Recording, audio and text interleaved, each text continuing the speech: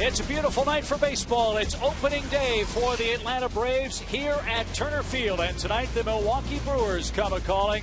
A star-studded start to the home schedule for the Atlanta Braves. And this indeed is why we chop. Balloons were rising, fireworks were sparkling, and Chipper Jones led the charge out of the center field fence as the Braves open the home portion of their 2012 schedule tonight. Hi again, friends. Joe Simpson, Chip Terry. Great night for baseball, but sadly the big story is who isn't playing for the Braves tonight. Chipper was leading the way out of that center field wall, Chip, but he's been scratched from the lineup. He came in early because he had some swelling in his knee, his surgically repaired knee that really swelled up on him after the flight home from Houston, and they drained it tonight. He's not in there, and we'll wait to see if he's going to be able to play tomorrow. Randy Wolf is the man that will oppose the Braves. He's pitching for the Milwaukee Ball Club. Jair Jurgens gets the honor of the home opener as the Braves and Brew Crew get set to start things off. Turner Field looks beautiful, and a big crowd is on hand for the home opener. We will have the rest of the starting lineups and our game's first pitch when we come back to Atlanta in a moment.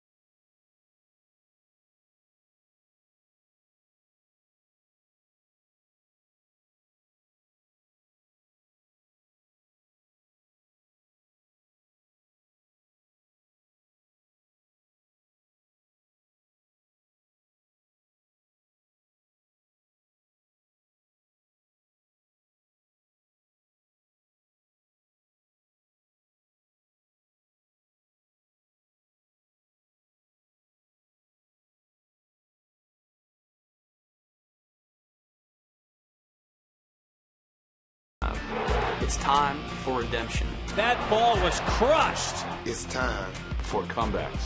It is. It's time for guts, For glory. He got him. Ball game. Now is the time to leave it all out on the field. Are you kidding me? Wow. It's time. It's time. It's time. It's time for Braves baseball. And what a place for Braves baseball. Look at Turner Field. Big crowd tonight. And we welcome you into Friday Night Braves baseball on Peachtree TV and Fox Sports South. It's presented by Blimpie. There's nothing quite like the home opener in a new baseball season. One of the nice things in the pregame ceremonies, in addition to introducing the lineups and having the big ceremony with the huge flag on the field, was a moment of silence for our pal Furman Bisher, who was honored here at Turner Field as well, just like he was down in spring training after Furman passed away in March, but a friend to, as was said here in front of this sellout crowd, a friend to this organization and certainly to the city of Atlanta. and a guy that we certainly miss here on opening day, because we know he'd be sitting right over here just next to us in the press box. And hopefully he is overlooking the game tonight and will bring the Braves some luck.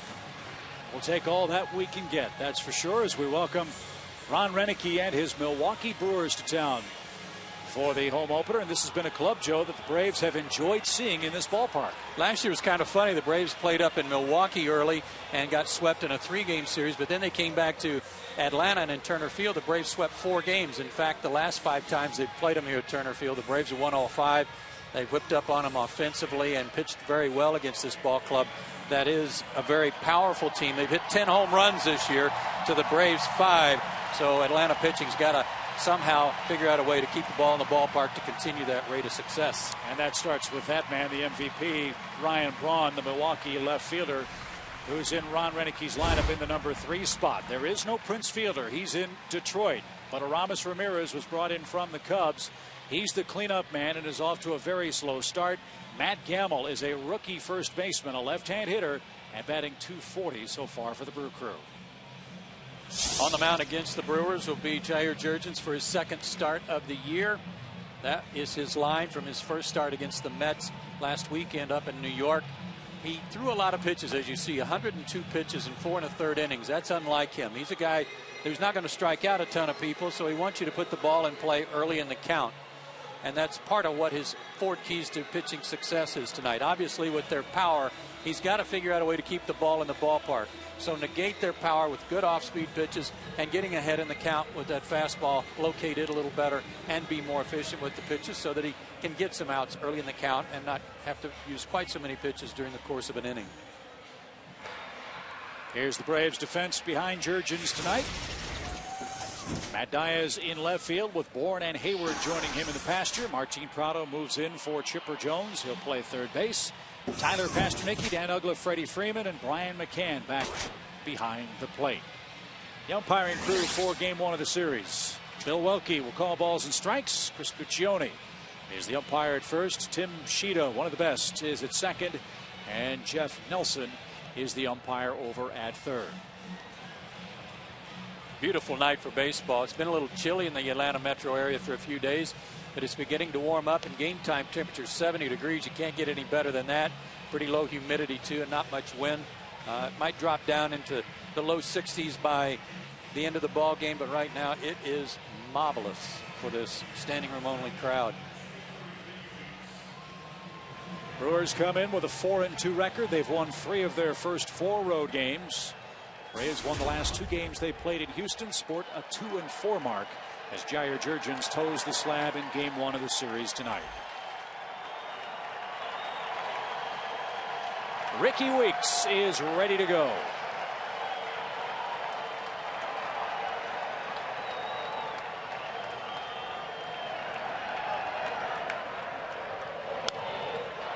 And strike 1 from Jurgens.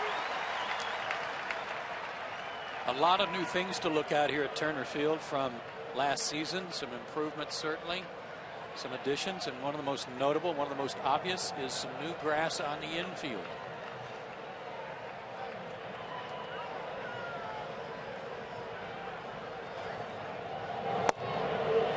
You can actually just tell a difference in the color between the infield grass and the outfield grass, even as colorblind as I am. But it's a new strain of grass, a new blend, if you will. It's supposed to be a little slower and be a little hardier for the hot summer months. 1 ball, 1 strike to Weeks. Look it straight back and is behind in the count. Weeks batting .179 for the year, a couple of home runs, but no hits in his last 13 tries for Milwaukee.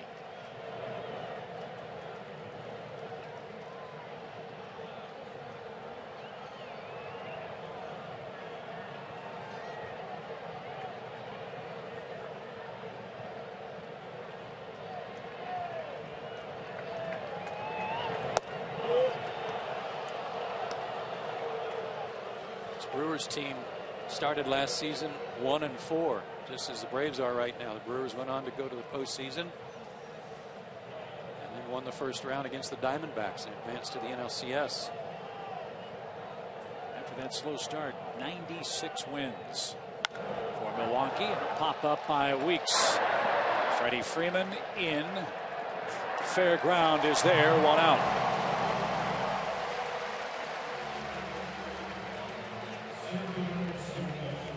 Different set of challenges for Ron Renicky this year. He does not have Braun and Prince Fielder back to back in the Milwaukee lineup. They did a nice job, though, of trying to plug that spot in the cleanup hole, and they got Aramis Ramirez signed as a free agent from the Chicago Cubs. Here's Niger Morgan. First pitch swing. JJ will take as many of those as he can get tonight. 2 outs. Well, you can be a little more aggressive throwing first pitch strikes down the middle to Niger Morgan as opposed to a lot of guys in the lineup, and that worked perfectly there. You hear the reception for Ryan Braun.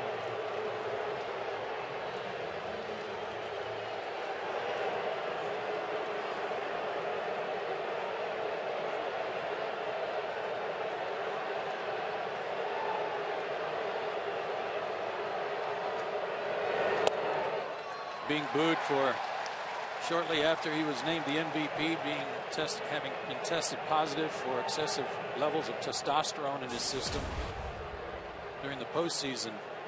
Something he was, in the decision of an arbitrator, found to be innocent. Braun's the first player ever to have that suspension overturned at the major league level. That happened on February 23rd. And you see where he ranked in the National League last year. Braun also had 33 stolen bases for the Milwaukee club.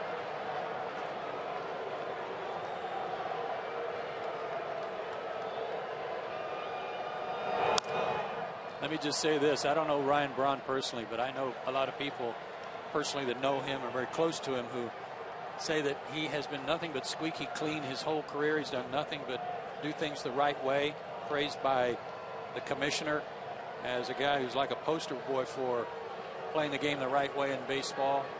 And his teammates believe that as well, that there was something wrong with that test, that they didn't believe it. And eventually he won out. We have a delay here because the television feed is being beamed to the center field scoreboard.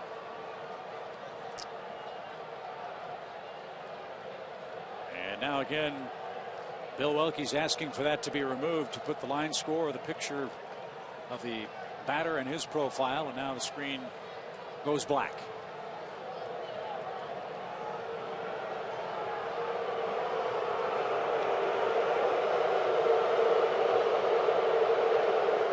Oh, and 2.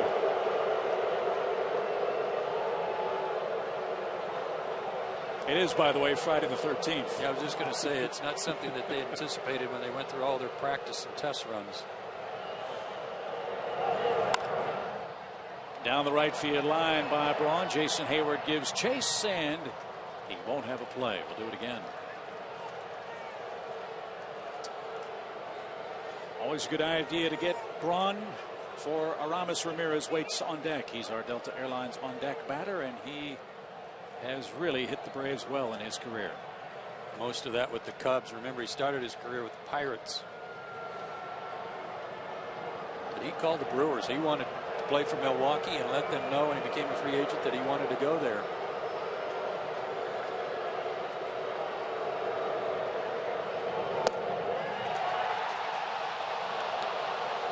Good pitch. Trying to negate that power by working him away, and after a couple of pitches away, Brian sets up inside, and box track shows he's a little bit low and in, but a good attempt.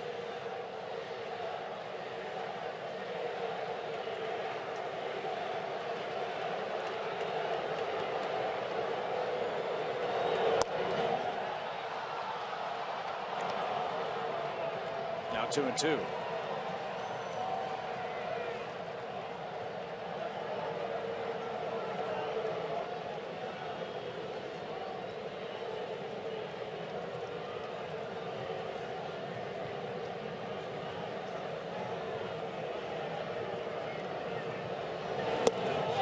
Jurgens struck him out. An impressive start at home for J.J. tonight. Brewers retired 1-2-3 in the top half of our opening inning at Turner Field.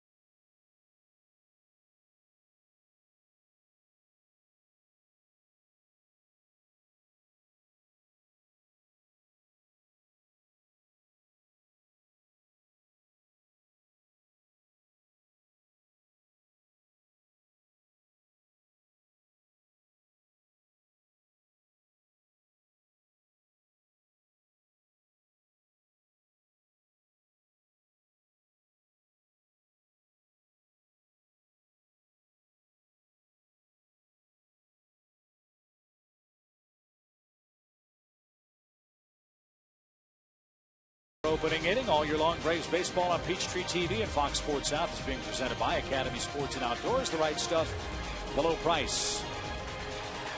Here's Freddie Gonzalez's lineup. Bourne, Prado, and Freeman 1, 2, and 3. Remember, Chipper was in the original lineup before being scratched with that tender left knee. McCann, Ugla, Matt Diaz inserted, batting 6th in left. Jason Hayward, Tyler Pasternicki, and Jair Jurgens, the lower third. Against 35-year-old Randy Wolf, 6 feet 207 out of West Hills, California. You see his line in his first start, which was a loss to the Cardinals. He went 5 innings, took him 108 pitches.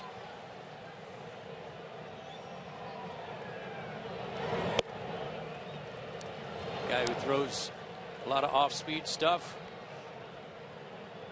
Needs you to swing at pitches when he's behind in the count that he wants you to swing at. His 4 keys to pitching success. One of the things, no big guy. That big guy's Chipper, who has torn him up in his career, so he doesn't have to worry about him tonight. And he's got a lot of cutters that he'll feature and a lollipop curve that's a left-handed version of Livan Hernandez.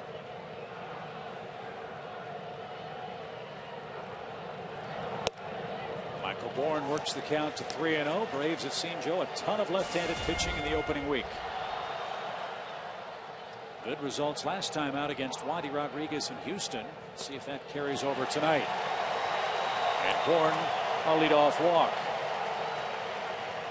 Here's Milwaukee's defensive alignment. Braun, Morgan, and Hart in the outfield. Aramis Ramirez, our old pal Alex Gonzalez, now the Milwaukee shortstop. Matt Gammel's the rookie first baseman, and George Kataris is behind the plate for Randy Wolf. Well, Alex Gonzalez is already missing Freddie Freeman. He's made 3 errors. Well, let me say he's been charged with 3 errors, and a couple he can hang on the hat of his rookie first baseman, who has not given him any help.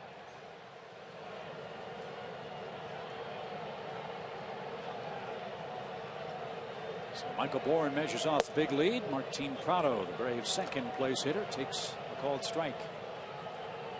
Alex got a nice hand when he was introduced tonight.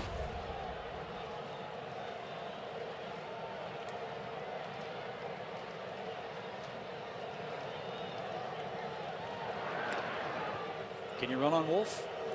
You can, but Randy Wolf is one of those guys that if he weren't a pitcher, he'd probably be a pretty good outfielder, you know, pinch hitter, base runner, because he does all those things well. He's a good hitter, fields his position well, good athlete,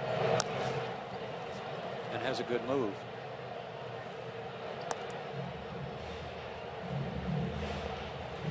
He's won 127 games in his career. It started with Philadelphia.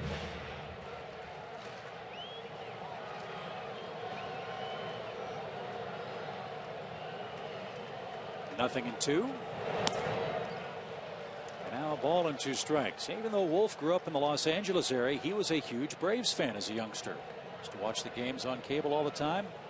And had a great quote. He said, "I liked the Braves when they had ugly uniforms and an ugly record."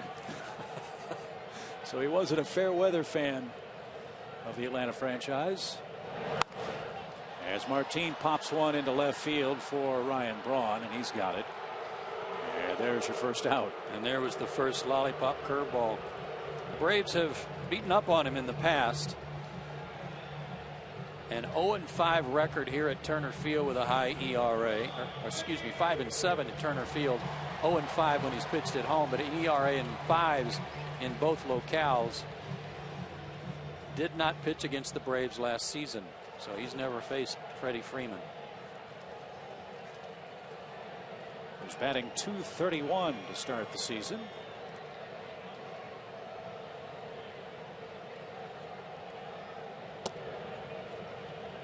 One ball, no strikes.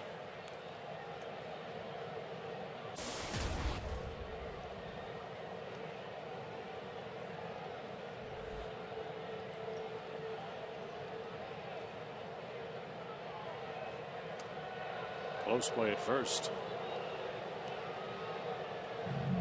Randy Wolf's also one of those guys that takes him a while sometimes to settle into a ball game.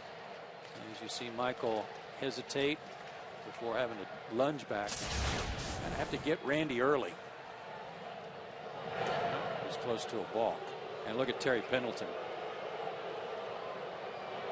And the first base umpire's barking at Terry because of what he said. That was, his step was halfway between home and first. High fly ball, right center field. Morgan going back on the track and at the wall. Makes the grab for the second out.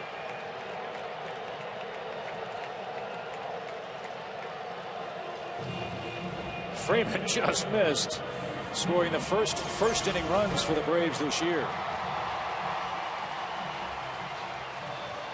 Got a fastball up and in. Might have gotten in just enough to keep it in the ballpark.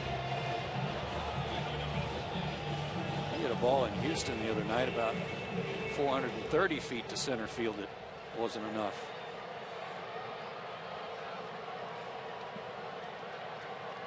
Here's Brian McCann hitting 4th tonight. And he takes a called strike.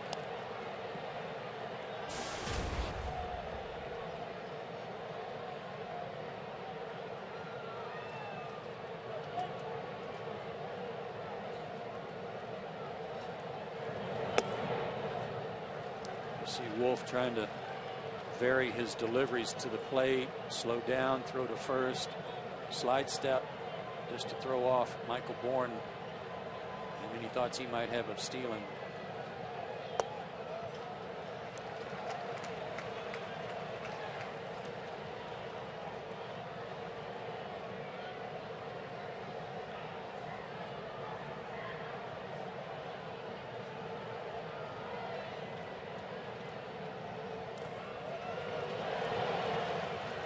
Three balls and a strike. Good patience by McCann here on some breaking balls that were just off the plate.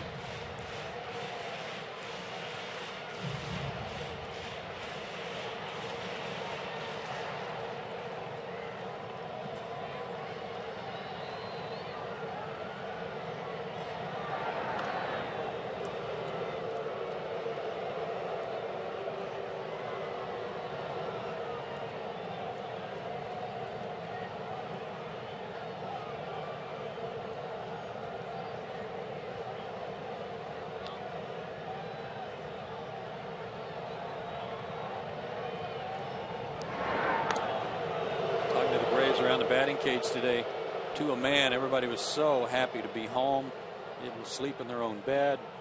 The team did not get to their actual home Thursday morning till around 4 a.m. 3:30 to 4 a.m. That was a welcome off day for everyone. 3 balls, 2 strikes. Bourne should be off to the races with 2 outs. Yeah, just don't get picked off here. Make sure he goes to the plate. Wolf waits a moment as he tells the rookie Matt Gamble to play behind Bourne at first base.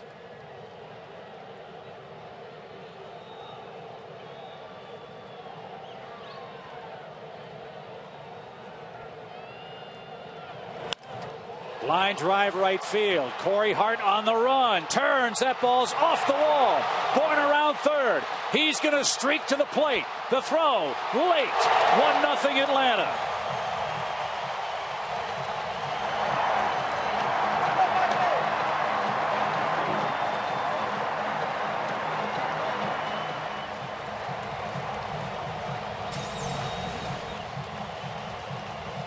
Breaking ball that stayed up, and on a 3-2 count, he was just trying to get it over.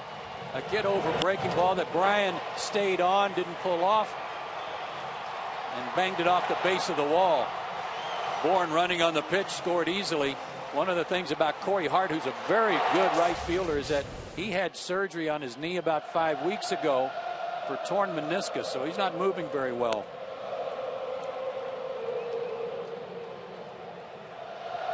Wouldn't expect him to have near the range that we're accustomed to seeing. Braves have their first inning run of the year. A 2-out double by Brian McCann. And now Dan Uggla skies one to the right side. Again, Hart on the run near the stands and in foul ground. Makes the play to retire the side. Third RBI of the year for Brian McCann. Plates Michael Bourne, who walked to start the game. And the Braves lead by a run.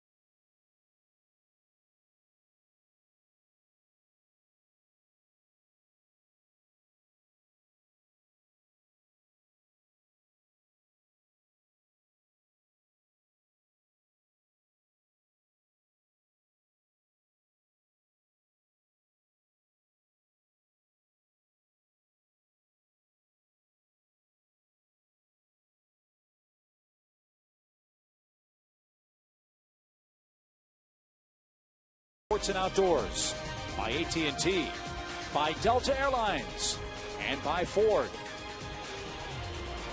Hey, great start for the Braves at home. A first inning run and an early lead for Jair Jurgens.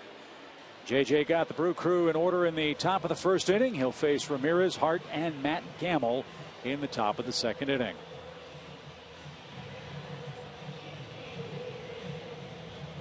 Having an early lead to work with, a whole lot better scenario for these pitchers the next time or second time through the rotation. Worked well for Tommy Hanson in Houston.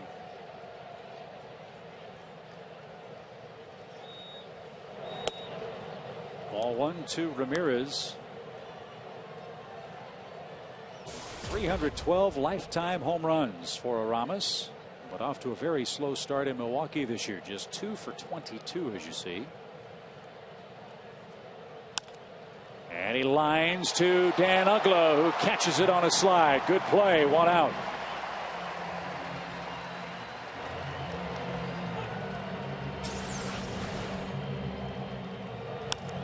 Hit this one right on the button. Signed a 3-year deal with the Brewers with an option for a 4th season. And while he may not put up Prince Fielder type numbers, he's going to provide them with some power and RBIs in the middle of the order and some protection for Braun batting cleanup. Here is Corey Hart. 3 homers, 4 RBIs, and a .353 average despite that sore knee. Yeah, he barely played in spring training. There were a lot of people and a lot of reports. Nobody was sure if he was even going to play the first month of the season, and he started with a bang.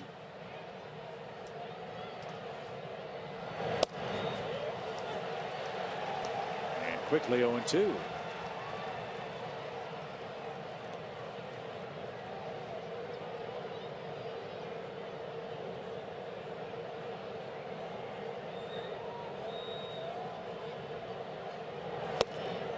Jurgens has some zip on the fastball tonight. He strikes out Corey Hart.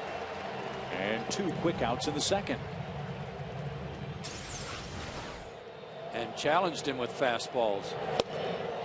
That might have been the best fastball he's thrown so far this season. Most of his fastballs in New York were 87, 88. So here is Matt Gamble.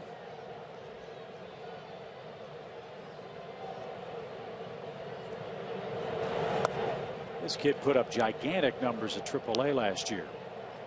In Nashville, Gamble hit .310 with 28 homers and drove in 96 AAA runs.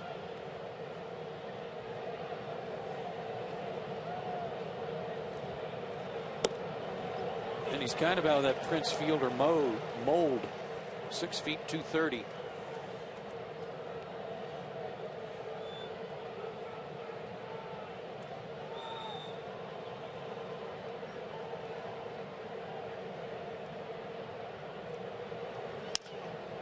Popped up behind third. That's trouble. Pasternicki won't get there.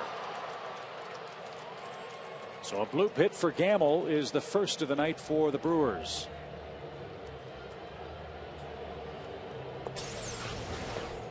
Right off the end of the bat.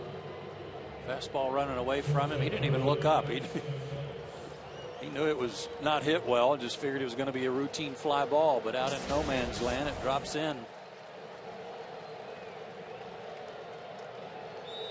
And here's Alex.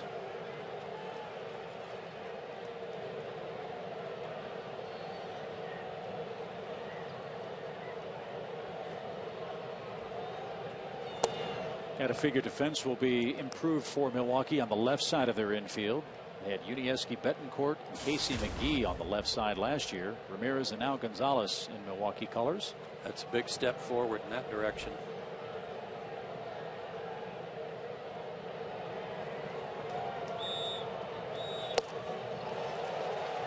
Brewers were 24th in baseball in fielding percentage last year. Ricky Weeks, a very good offensive player. A little limited defensively. Inconsistent, I would say.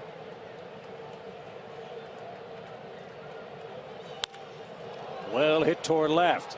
Diaz turned the wrong way, and that is a line drive homer.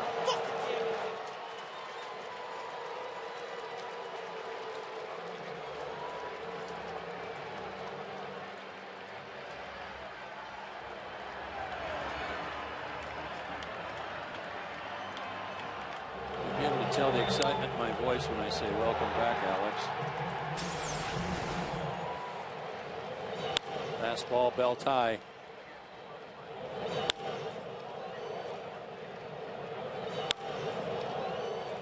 Braves will make him feel good all weekend. Braves given up a lot of 2-out runs. And that homer gives Milwaukee a 2-1 lead. Here's George Kataris. He's hit a couple of home runs and 5 RBIs.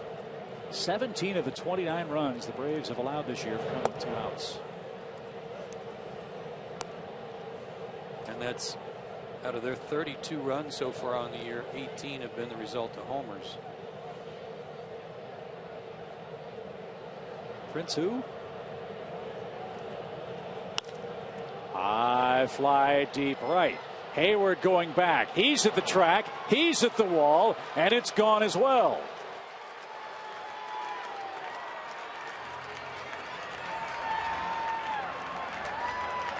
Well, this guy's been on fire.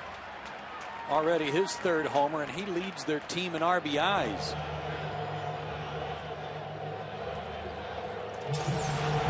Another fastball, and it was not located where he wanted it. McCann was set up outside. It came in, and he's a good down and in hitter. Negate their power. Back-to-back homers. 3-1 Milwaukee. And here's Randy Wolf, as Joe said. A good hitting pitcher.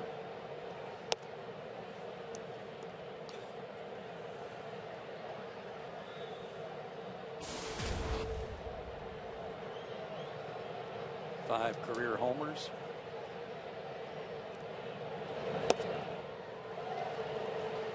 He was trying to make it 3 in a row. 1 ball, 1 strike.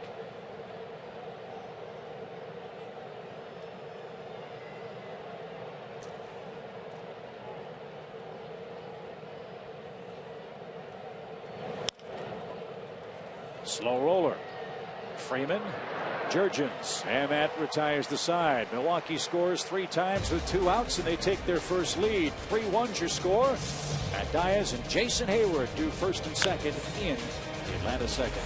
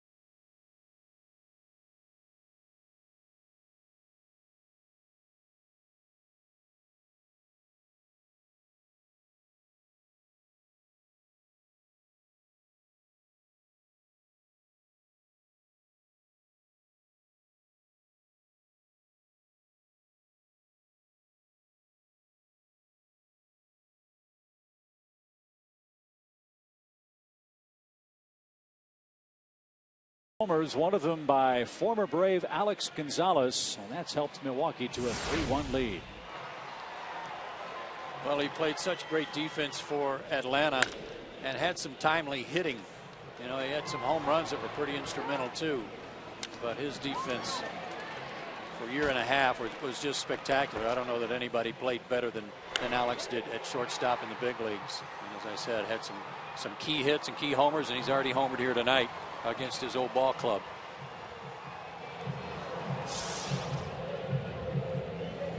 So a very happy return for him.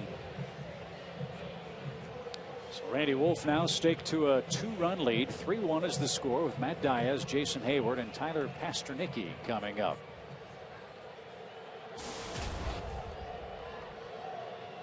Matty 1 for 9 to start the year. Let's see what he can get done to start the inning.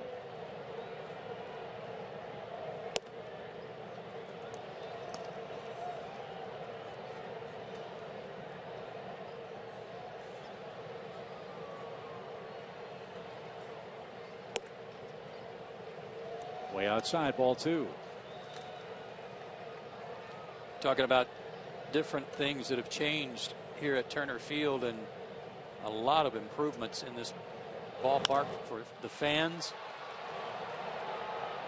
Fly ball toward Corey Hart in right. 1 out. Including a new setup right behind section 203 where a person can get a really tasty Rathbun sirloin steak sandwich. That's it right there. Notice how he takes the plate.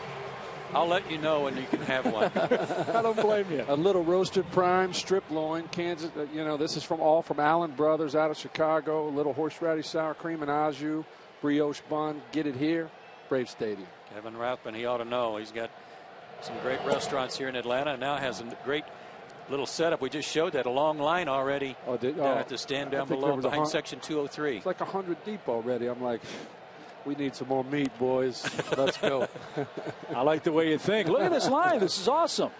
There we go. There we go. This is exciting. It is exciting. Thank you all for having me. I'm glad to be here.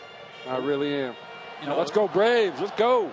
We get awfully hungry up here, Kevin. I know. Hey, listen, I'll feed you. Now, look, they gave me the pass, so I'm coming to get you, make sure you guys are fed well. You are welcome anytime. All right, Joe, Okay. jump I'm going in to there. try one right here. Now, All right, enjoy. look at this guy. He can eat. It might be a little cold right now. It's a long way up here. Popped up toward Alex Gonzalez. And quickly. That's outstanding. He needs a bib. I got that horseradish coming out everywhere because it is fantastic. How did this partnership come about? You know what? I was up in, I hate to say the Yankee Stadium, but I saw there was a meat company called Lobel's out of New York that did something like this in the stadium up there, and I saw it about 2 years ago, and I talked to Derek and I talked to the guys, and I said, listen, we just got to do this. Let's be partners with this. So, that's how we got here. Aaron Mark's involved, and they helped out with everything, and I just hope it's a big success. It looks like it so far. It's going to be. Yeah. This is tremendous. Well, you got 8 of them there, so just keep on eating. Okay. But one thing we know about Mike Plant and Derek Schiller, they can eat. How many tasting sessions did they have to have before you guys were able to seal the deal? There was a few, I think. Yeah, there was a few. I count them. Maybe I can't count them on one hand. I can tell you that. 2 balls and a strike to Tyler Pasternicki.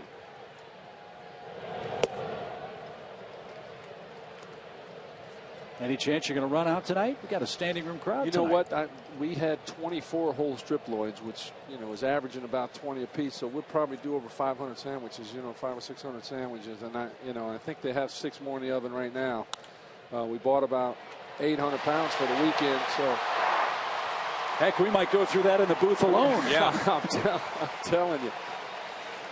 See if that's a base hit for Tyler. Hope so. Kevin, thank you very much. You're welcome very much, gentlemen. Thanks for having me much up success. here. And enjoy. Thank you so much. You guys are ever hungry, just call me.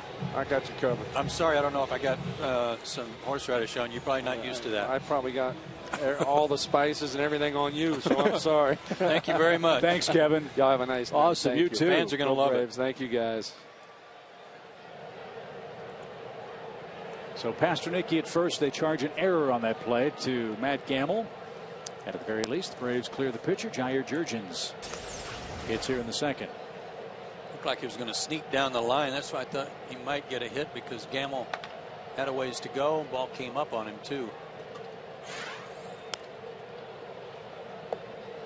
JJ with a good cut. 1 ball, 1 strike.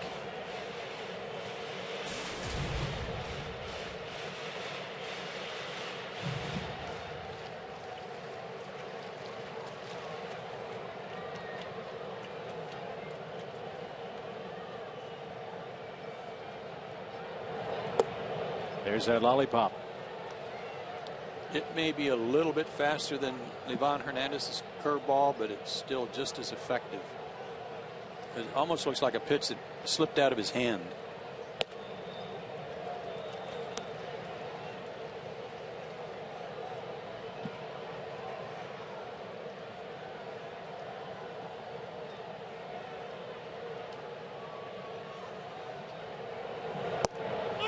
And that's over the outside corner and retires the side. We head to the third. Milwaukee 3, Braves 1.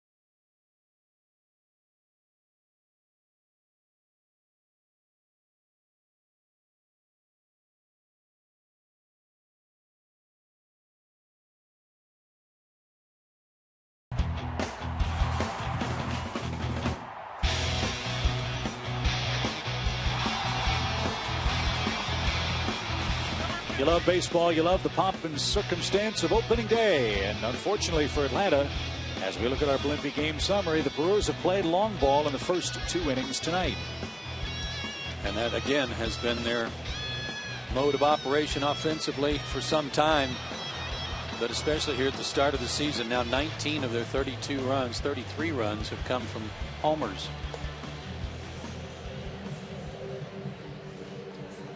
Jurgen's got the first 5 hitters in order to start the game this evening, and he'll start with Ricky Weeks, the Brewers' leadoff man, here in the 3rd.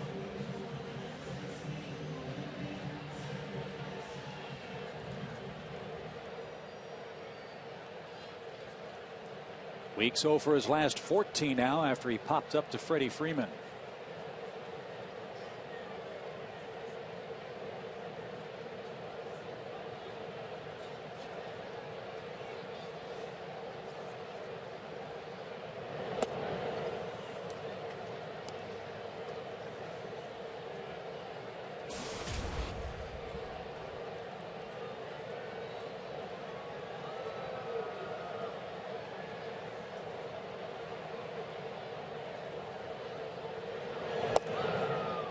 That got a corner. 1 ball, 1 strike.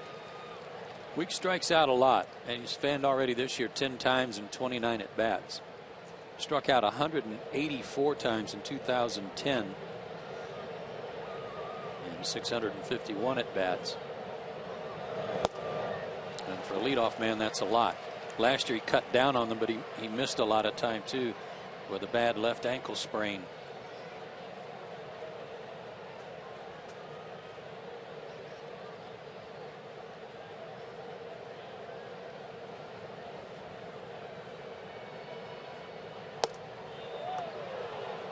Two and two.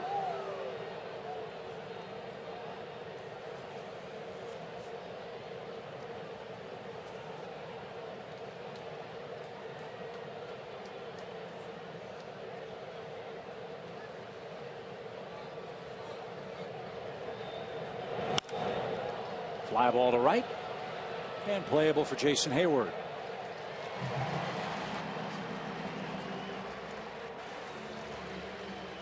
Jair's throwing harder tonight, but perhaps in his effort to throw harder, his ball's flattening out a little bit too. Fastball there didn't have any movement to it. It was pretty straight. And it appeared to be the same on Gonzalez's homer and Kataris's homer. Here's Morgan.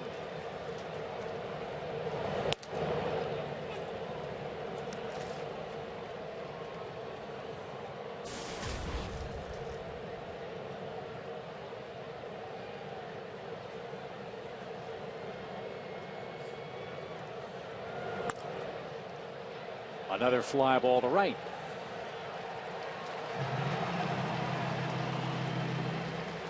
So 2 outs. Let's see if Jurgens can work a clean inning.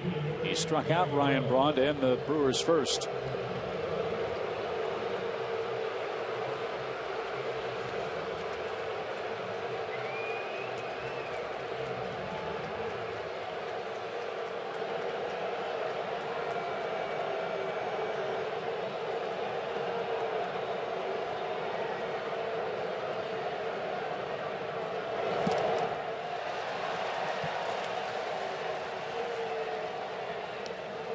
Braves are playing him pretty straight away in the outfield, but the infield playing him definitely to pull. With Tyler Pasternicki a couple of steps to his right, and Dan Uggla well up the middle, as you see.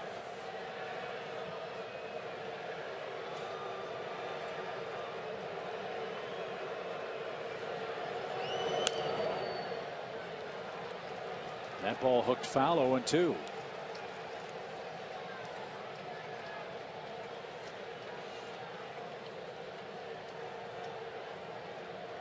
One remarkable thing about Braun's season last year in this era of Major League Baseball was how little he struck out.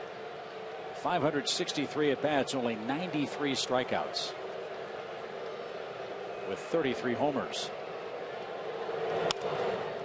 And Freeman with a nice stab, has to hustle to the bag, and he just got there in time.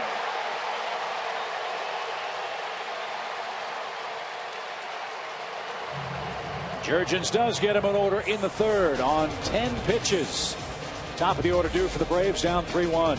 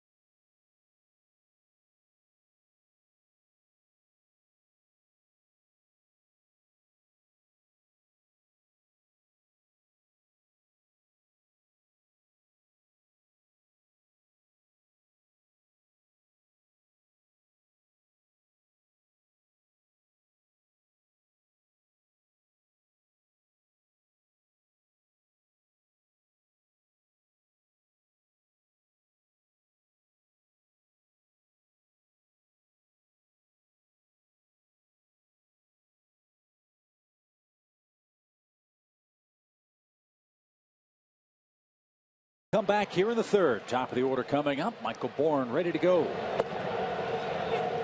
And he shows bunt and takes a called strike. That's what it looks like out there in the center field plaza. Standing room only. Big crowd out there.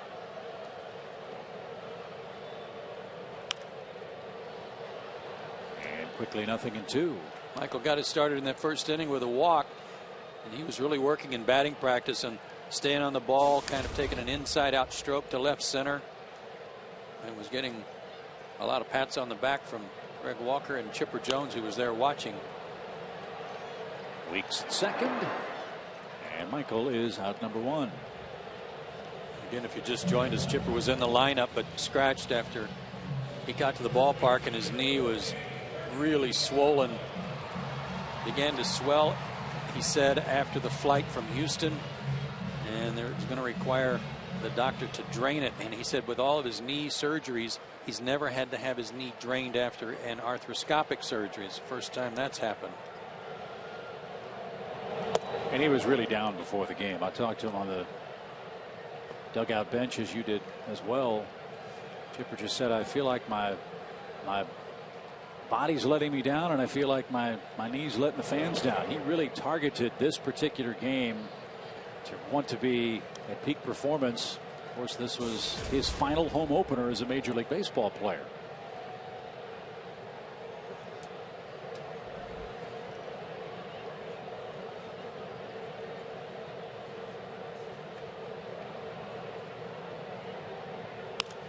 Prado to center. And a 1-out single from Martin. That gives him a 4-game hitting streak. And Freddie Freeman represents the potential tying run.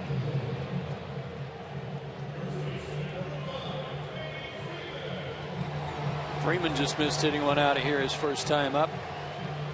Back Morgan up to the wall in deep right center.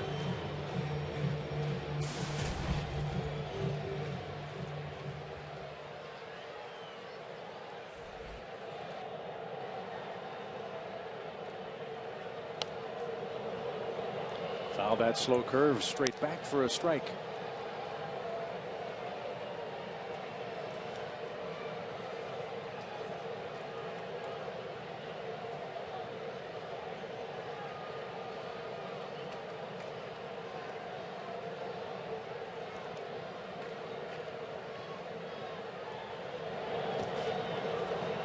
You mentioned before, Chip, that Randy Wolf is the 5th left-handed starter out of 7 games facing the Braves. They'll see another one on Sunday. And they're off to a slow start this year against the lefty pitchers. Something that was a struggle for the team all last year.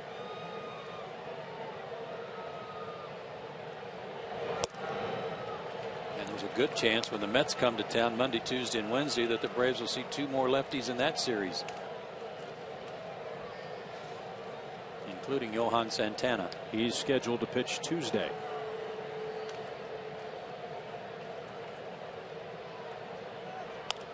Runner goes, pitch popped foul and out of play to the left. 2-2 the count.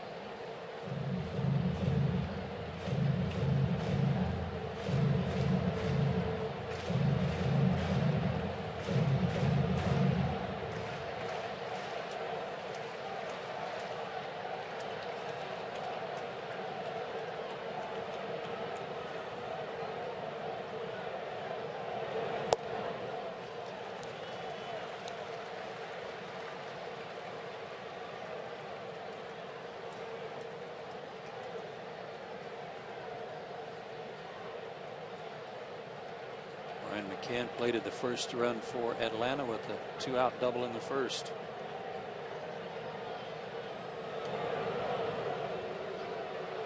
Yeah, the way Gamble takes throws over there, and what we've already heard from a scouting report on the way he receives throws from his infielders, I'd be hesitant to throw over there with any steam on a throw.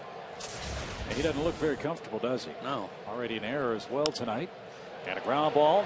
Oh, good play by Gamble, and from his knees throws out Martin Prado. Well, I guess that's all we had to do was say something and have him rob Freddie. Made a nice play here, laying out, and made a good throw from his knees.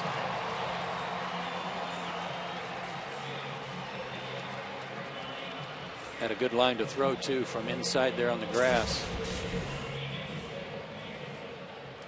So 2 outs. Here is McCann.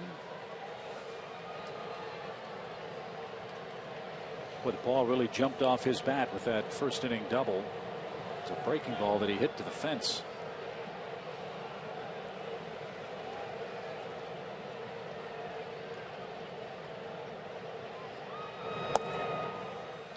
Came on a 3-2 count with Michael Bourne running. It's kind of a get-over curveball for Randy Wolf, and it was too high up in the zone and gave Mack a chance to adjust to it.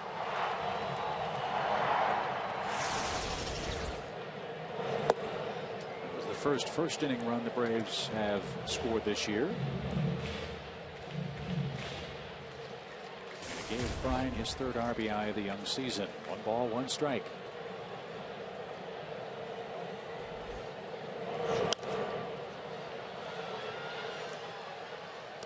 I know when we show those numbers against lefties and righties, they're not too complimentary, but in the defense of some of these hitters, and McCann is one of them, that was only his 4th hit of the year, that double, but he's had some balls hit hard at people. Michael Bourne got robbed a couple of times in Houston Wednesday night on balls he hit right on the button. There's some guys hitting in a little bit of tough luck too. 2-2.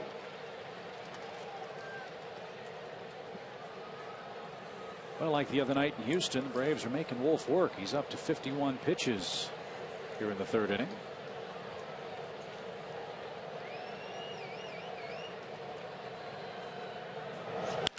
And a line drive into right field. That'll fall in cleanly. McCann's 2 for 2 against a lefty, and the Braves have the tying runs aboard in the 3rd inning. Now 7 for 14 against Randy Wolf in his career too. Oh boy, did he stay back nicely. I'm not even sure he picked his front foot up.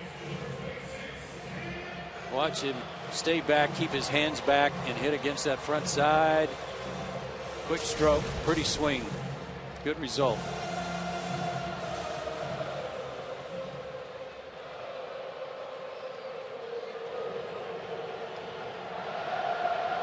Dan Uggla now with 2 on, 2 out. And Kataris a nice stop.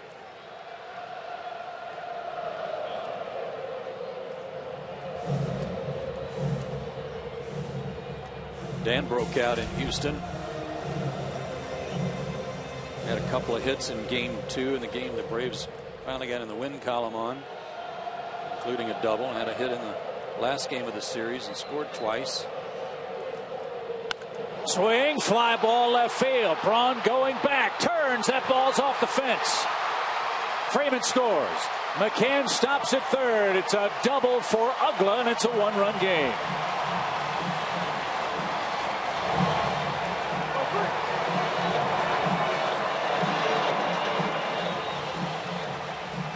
Randy Wolf was very lucky here. This was a hanger, and he jumped on it, and it really was too low to get out of here.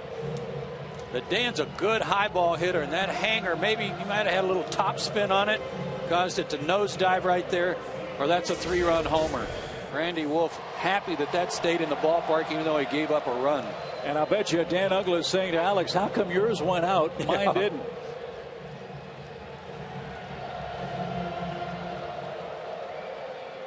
So Matt Diaz with 2 outs, 7 out of 20 against Wolf. Jumps the first pitch, pops it up right side. Gamble, foul ground is there, and that retires the side. The Braves pick up a run on 3 hits, leave a pair stranded, and after 3, the Braves of Dan Uggla down a run, 3-2 Milwaukee.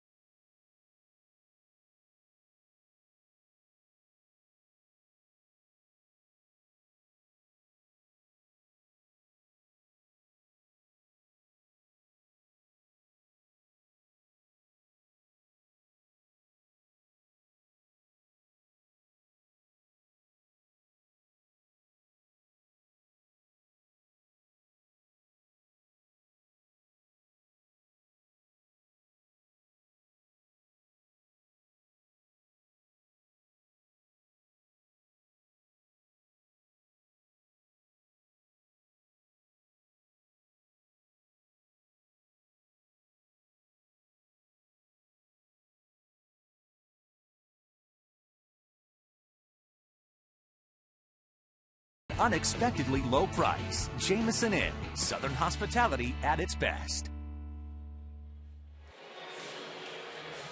Joe and Chip back with you at Turner Field. 3-2 now as we head to the top half of our 4th inning. Friday Night Braves baseball on Peachtree TV and Fox Sports South is presented by Blimpie.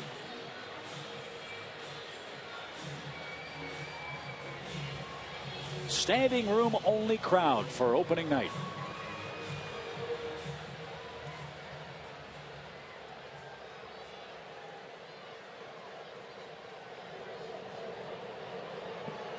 Aramis Ramirez goes to work first. He lined out to Dan Uggla his first time up.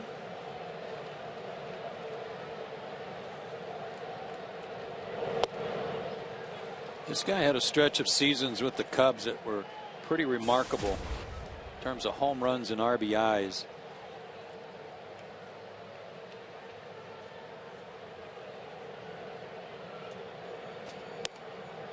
Beginning in 2004, 36 homers, 103 ribbies, and 31 and 92, 38 and 119, 26 and 101, 27 and 111 in 2008. Very solid. Last 2 or 3 years he's battled injuries a lot, hasn't been in there every day. Last year finally in there a lot, 149 games, hit .306, 26 homers, 93 RBIs again.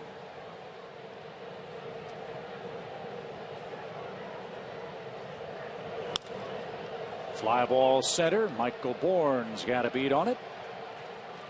And there's your first out. Dog owners, don't miss Braves Bark in the Park this Sunday. How about that? Our first Bark in the Park on the first home weekend. It's April 15th. Bring your dog to the game as you cheer for the Braves as they battle the Brewers. Combo tickets for you and your dog are still available. They're only $25, so visit braves.com/bark to get yours today.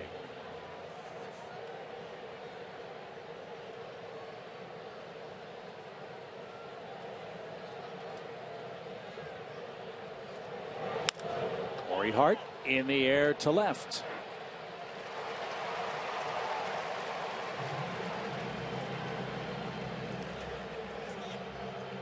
I've got 6 outs in the air for Jurgens so far tonight.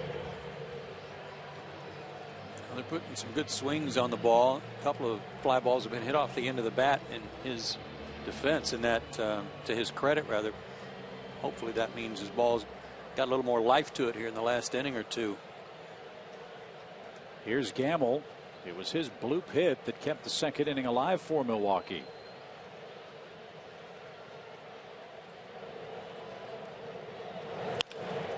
That wasn't a bloop. He's 2 for 2. And another pitch that was up. As I recall, in that game in New York, second game of the season, here's another replay. Look at the bell-tie fastball for Jurgens when he gave up home runs to Wright, Lucas Duda. They were on pitches that were elevated.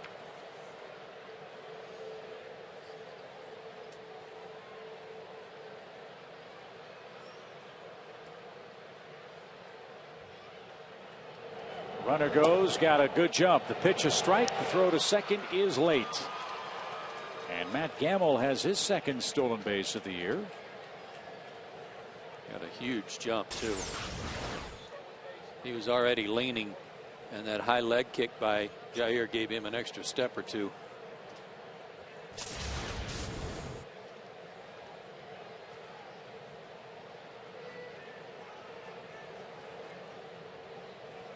So Alex Gonzalez already with a home run tonight. The Brewers and Cardinals, 2 National League Central foes, lead as you see our Academy Sports and Outdoor leaderboard.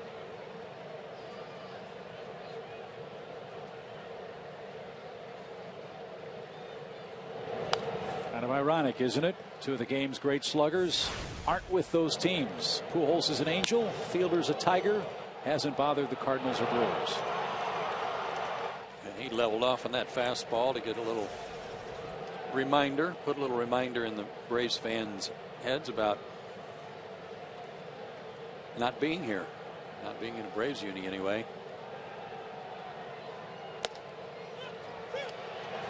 And that ball apparently tipped the bat on the way by, and Gonzalez, in disbelief, is out on strikes. 9 pitches for Jurgens in the 4th. 3-2's your score.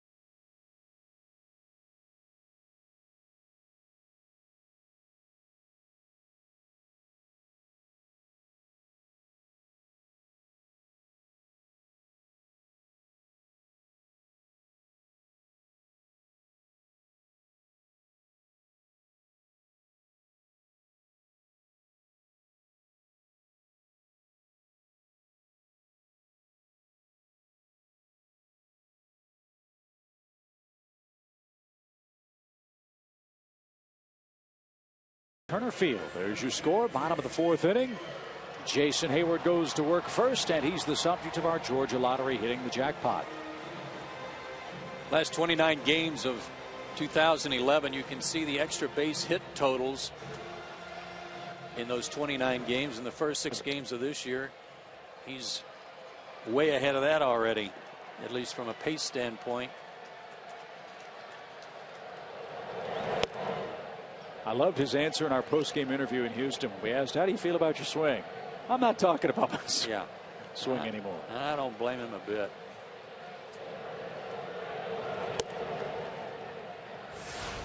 Talked a lot about his hacks in Houston, and of course this last one, this home run on a changeup that he launched, was a beauty, but he had a couple other good swings before that, especially the one where he tried to cut down on his swing and get a runner to third and wound up with a RBI single. But something you said in the early days of the year was not so much what Jason's swing looked like, but how he was taking pitches in the batter's box. Yeah, and to me that's a sign that he's still thinking about left center field. Meaning when he would get a pitch that was really busting him inside, that he actually was trying to jackknife out of the way because he's looking out toward shortstop, trying to go that way, instead of pulling off the ball and actually trying to swing at that pitch that was running in on him, which is something he did quite often at the end of last season.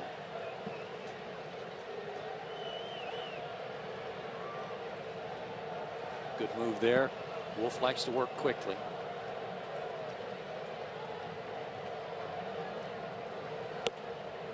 Jason earns a leadoff walk.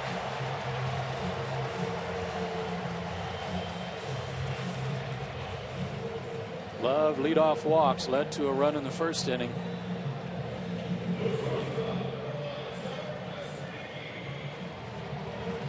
And now Tyler bats. He reached on the Gamble error in the Braves' second.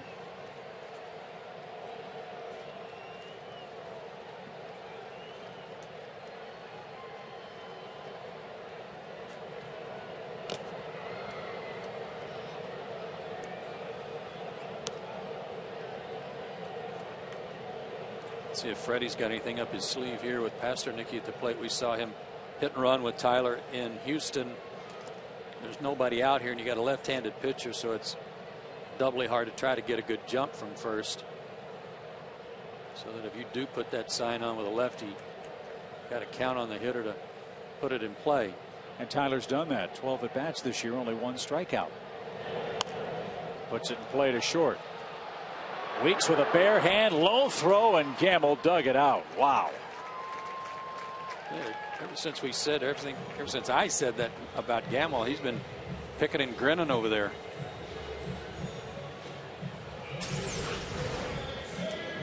Good feed from Alex. Weeks decides to go barehanded and throws it straight in the ground. But Gamble bailed him out.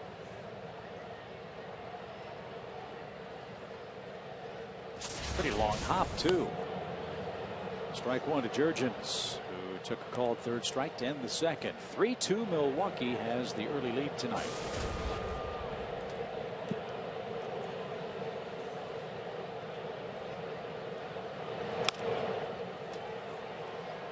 Gamble will take it to the bag, and that sends this game to inning number 5. Bottom part of the order coming up for the Brew Crew.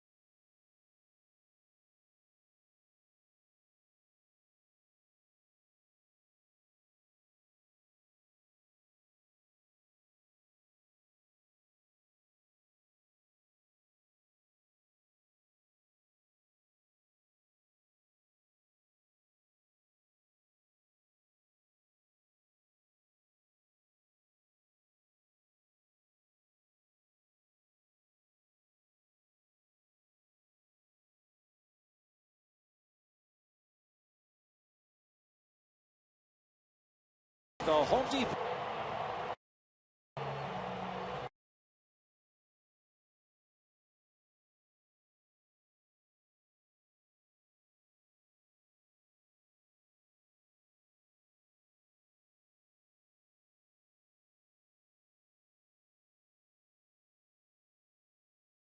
Brought to you in part by the Home Depot, by Blimpie, and by Georgia Power. Joe Simpson, Chip Carey back at Turner Field, top of the 5th inning. Kataris Wolf and Ricky Weeks are due for Milwaukee. And that is our McDonald's fan of the game. Gotta love that hat.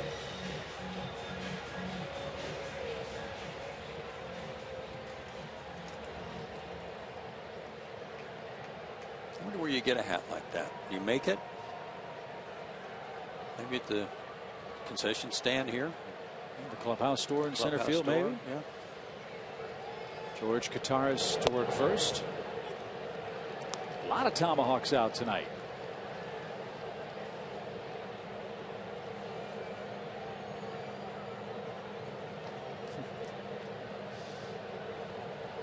A solo homer for Kataris, his 3rd of the year.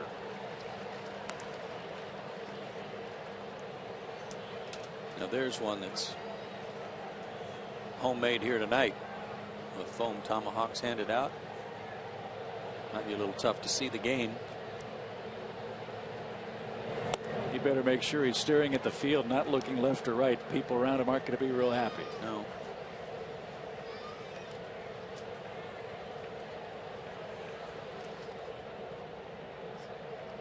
One ball, 2 strikes.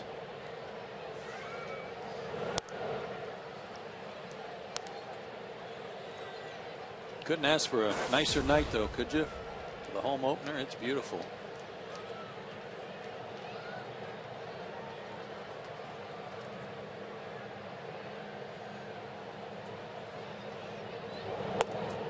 You mentioned earlier, Chip, the disappointment for Chipper not being in there tonight.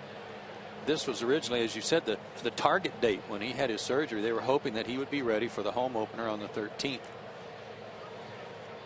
And it was his own accelerated recovery that allowed him to play in Houston. Kataris, a leadoff walk. And that's the first for Jurgens tonight. Here's Randy Wolf. Wolf tapped out to first with pitcher covering. I don't know what the time frame is for Chipper either. I mean, I would imagine getting your knee drained is going to be a longer rather than quicker situation. Well, he was asked by one of the writers, you know, what's worse, getting it drained or getting a cortisone shot, and it took him a long time to answer that one. Basically saying, I don't wish it on either one of them, on anybody.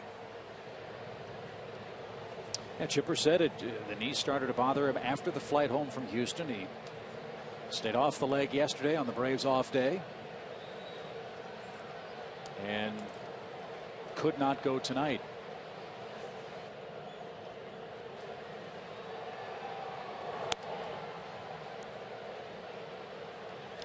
One ball, 1 strike to Wolf.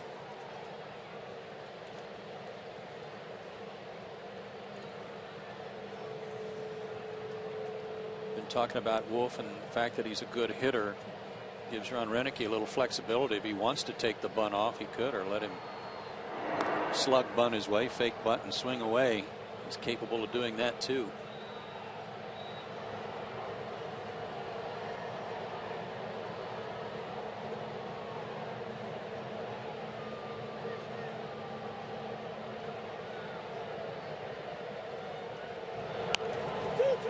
Bunted back to the mound. Jurgens to second. And the Braves get the lead runner. JJ fielded his position well. 1 out. Bunted hard and right back to Jurgens. Listen to McCann.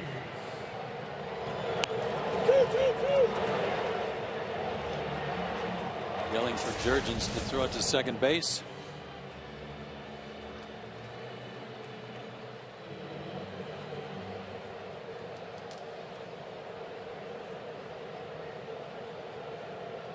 Now Weeks. First 5 hitters in the Brewers lineup are hitless tonight. None of those sluggers have reached base. Weeks, Morgan, Braun, Ramirez, and Hart. That's usually a very good sign. And the Brewers got shut out yesterday in their last game in Chicago. Matt Garza threw a 3-hitter at them. But the bottom part of the order has done the damage.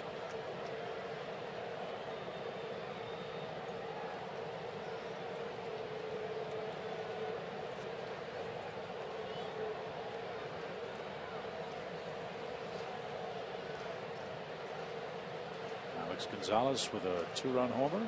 George Kataris a solo shot, followed that in the second. And now Wolf a little too eager. Braves have him in a rundown, and there's the second out.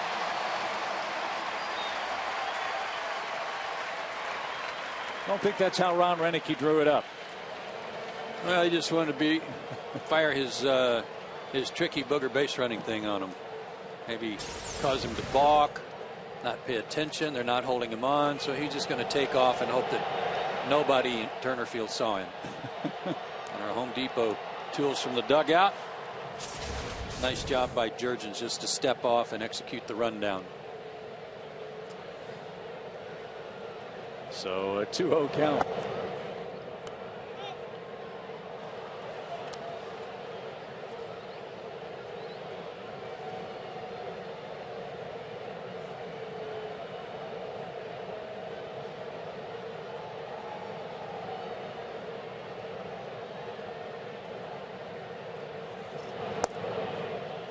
Walk. Second of the inning, and here's Morgan 0 for 2.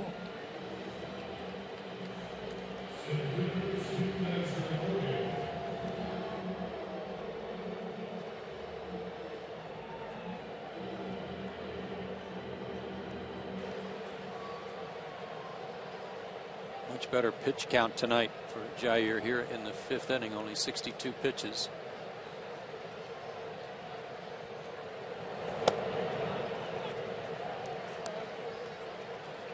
It's been 5 and out for the Braves starters in first 6 games. Much more manageable count. Jurgens down a run, and a 1-strike pitch won't be made. Throw to first instead to Weeks. You're talking about the improved defense on this ball club, or what they expect to be improved defense, Chip. And to me, it's a team that's built on power, home runs, and pitching. You know, and defense hasn't really factored in there. You know, one of the poorest fielding teams that you also talked about in the league last year, but those 2 guys on the left side will help that category. But the thing that you have to keep in mind is how good their bullpen is. You've really, I mean, Braves are down 3-2 here in the 5th inning, but you get to the latter stages of the game, their bullpen's so good you just can't afford to be behind. That starts with John Axford, their closer, who has a very long consecutive saves streak working. But it also starts with their rotation. They've got a good, maybe even underappreciated starting 5. It is, and the Braves are not going to have to see either one of their number 1 or 2 guys, Gallardo or Greinke. Squibbed. Jurgens with a backhanded stab made a nice play. And Milwaukee is retired in the top of the 5th inning. Braves down a run with the top of the order due.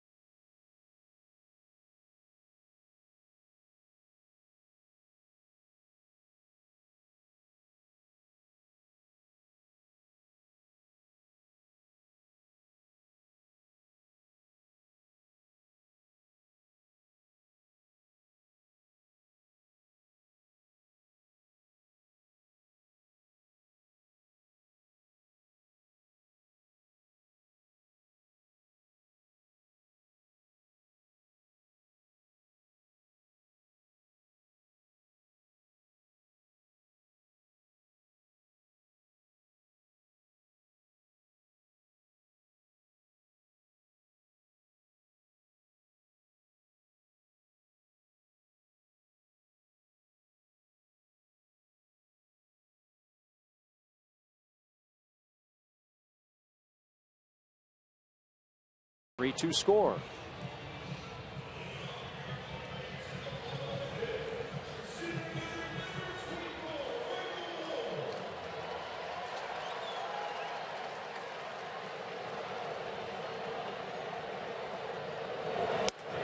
And ball one high to leadoff man Michael Bourne. Might be a good inning for him to test the right side of the infield defensively. Drag a bunt that way.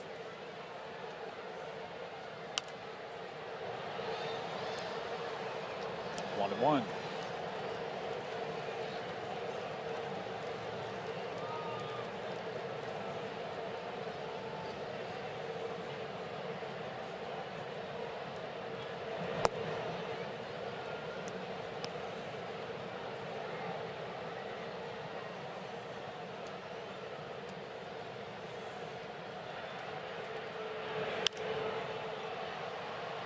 Left side near the stands. Braun gives chase, has no chance. It's 2-2.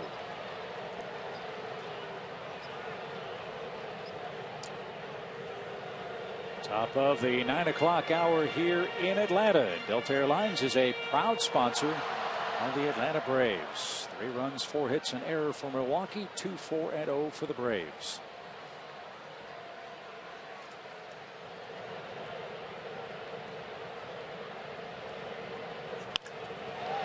Line right center field. That's going to roll for a while. Michael's going to have at least a triple.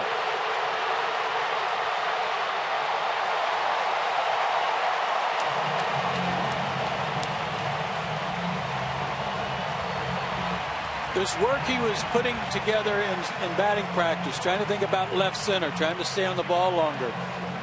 When you're as quick as he is and the pitcher makes a mistake up and in a little bit, maybe the inner half, you're still able to react because his hands are so quick. If you're pulling off the ball, that might have been rolled to the right side in a ground ball. But because he was still thinking up the middle or left center, he turned on that pitch beautifully. His first hit of the year against a left-handed pitcher, and it's a 3-bagger and a great chance for the Braves to at least tie the game. The infield will come in for Milwaukee with nobody out.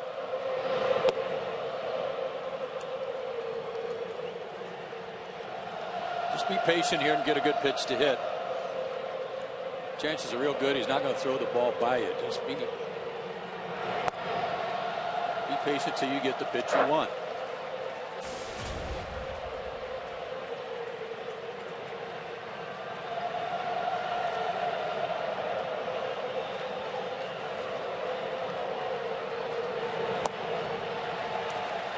Good patience. 3-0. A lot of off speed.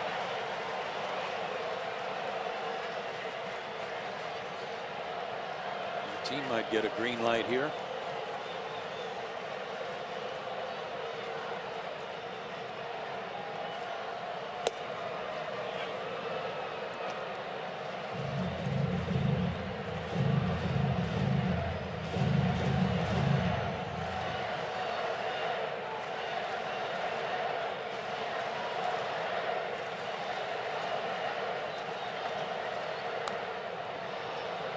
Cutter. Even 3-1. Trying to do all he could to stay away from the barrel of Martine's bat. That's the pitch of the decade, isn't it? It is, and Rick Kranis, their pitching coach, is a big proponent of it. Teaches it. Split finger in the 80s, slider in the 90s. And now a 3-2 to Prado. Protected well, stays alive. Nice job by Martine. You got the cutter in on your hands and fought it off, and to be able to then to get a piece of that one on the outside corner a little wider. Pretty good plate coverage.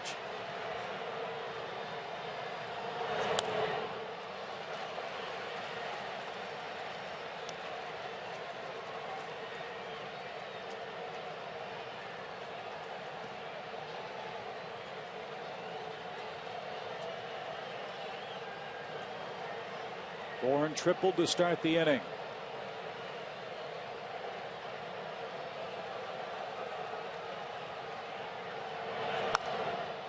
Popped up. Will it stay in play for Ramirez? No.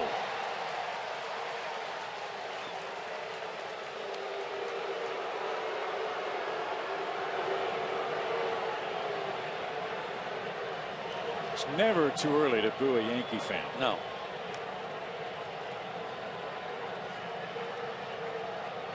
Even his girlfriend or wife or date was unimpressed.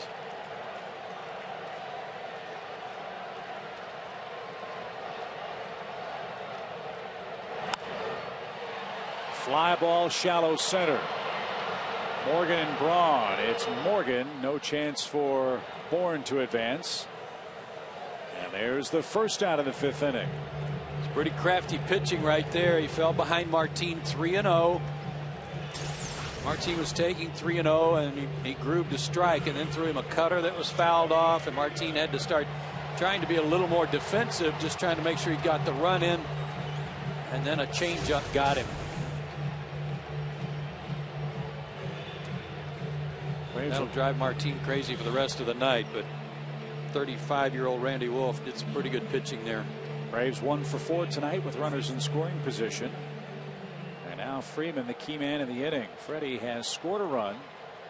He's hit to a force play, and he's flied out to center. Infield still in for the Brewers.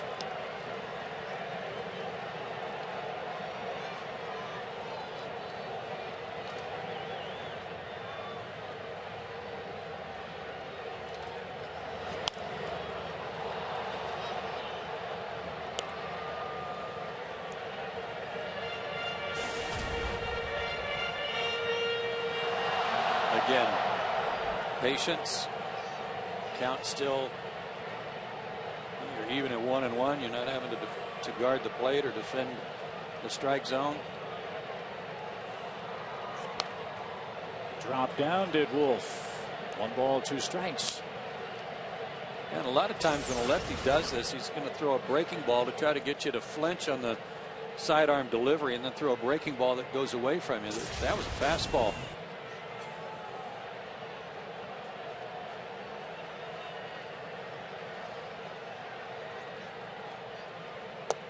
There's the breaking ball.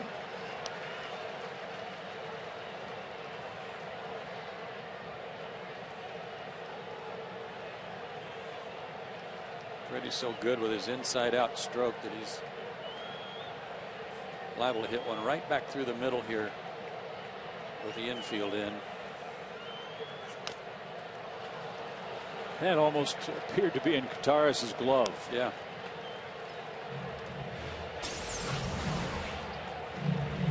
Target way outside.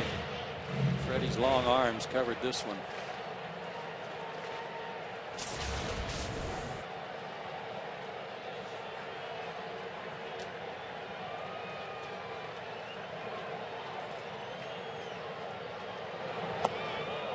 Whoa. Full count. That is so hard to lay off. Get that run in. You've got 2 strikes on you. Nowhere near the plate, but it looks so easy to hit.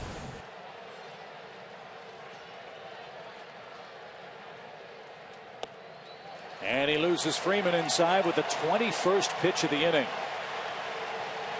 Braves runners 1st and 3rd with 1 out.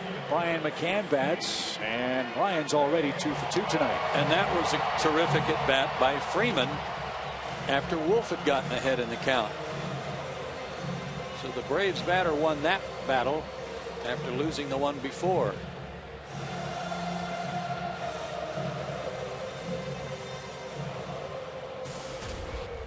Brian's had 2 good at bats against Wolf tonight.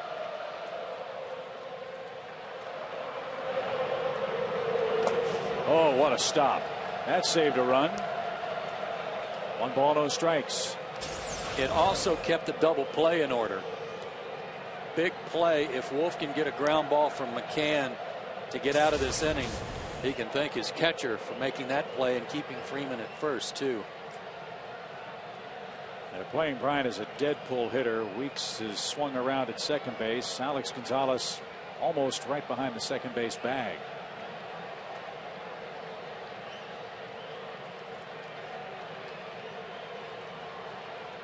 2 for 2 tonight.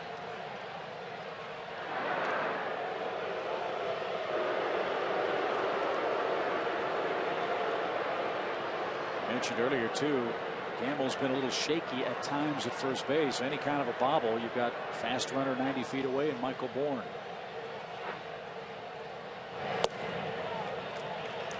To an 0.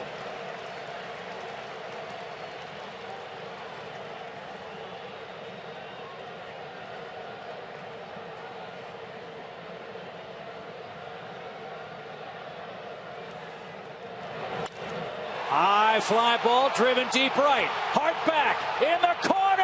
Gone.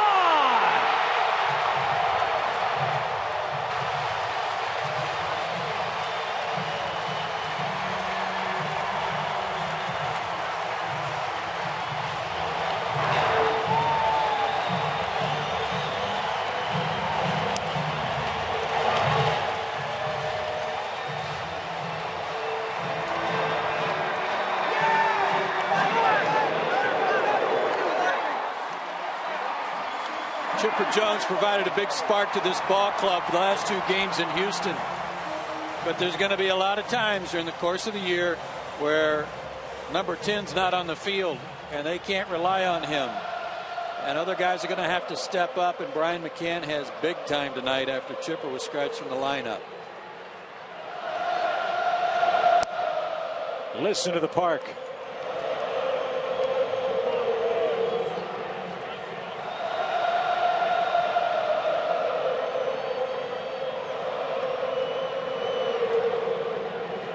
A 3 for 3 night for Brian McCann with 4 RBIs, including his 2nd home run of the season. And the Braves now lead Milwaukee 5-3. Dan Uggla down the left field line. Braun over quickly, cuts it off, and Uggla slams on the brakes and has a long single. We're going to go back to the home run.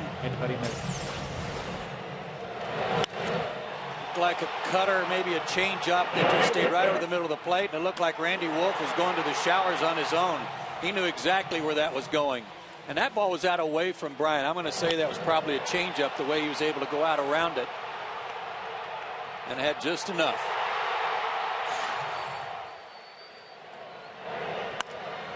Diaz unloads deep left center field. Morgan going back. That one's gone.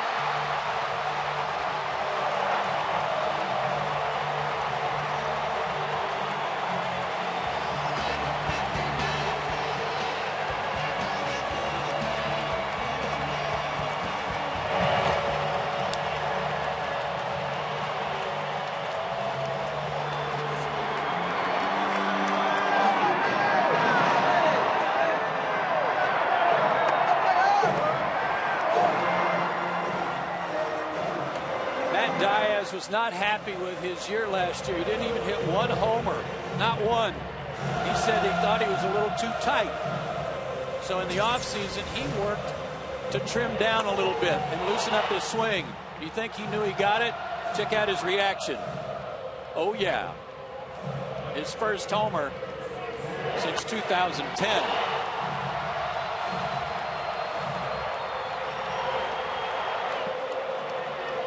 7-3 Atlanta.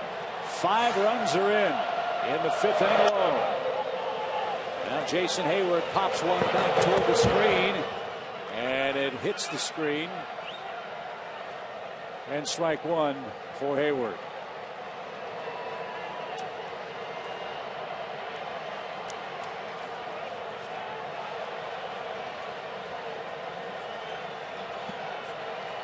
Wolf has been out there forever.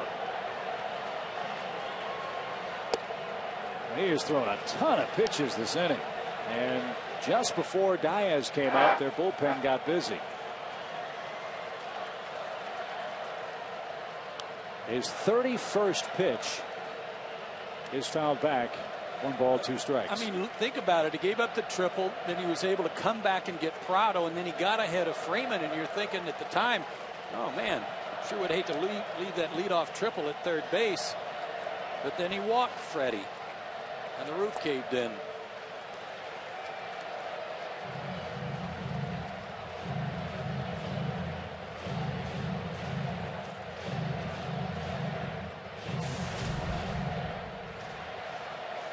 Marco Estrada is the man loosening now at last in the Brewers bullpen. 2 balls, 2 strikes. And Jason with a shot to right field.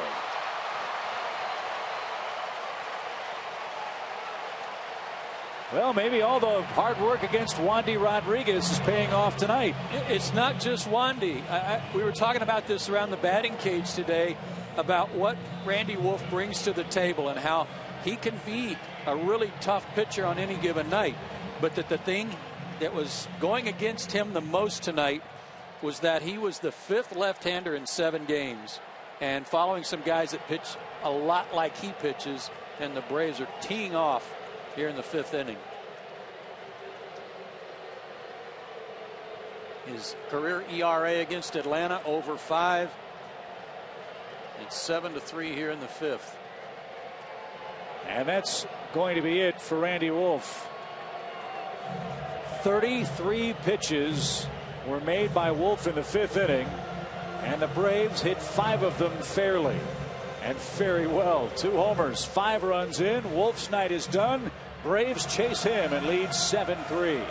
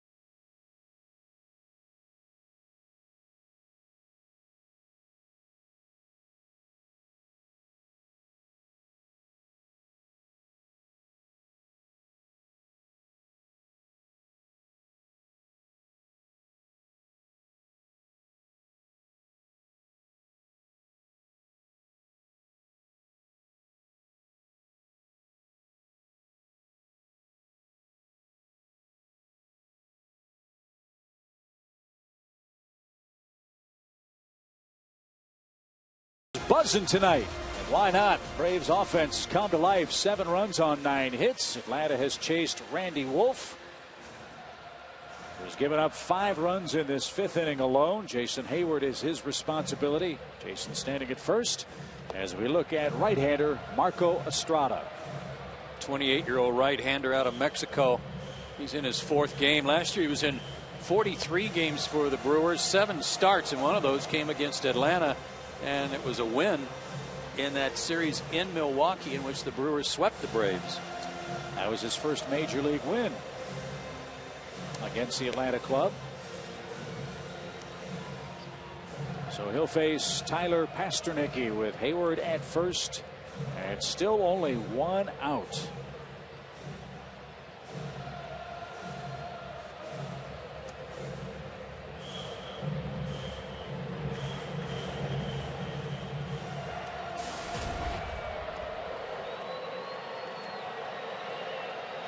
Tyler's reached on an error, hit into a double play in the 4th.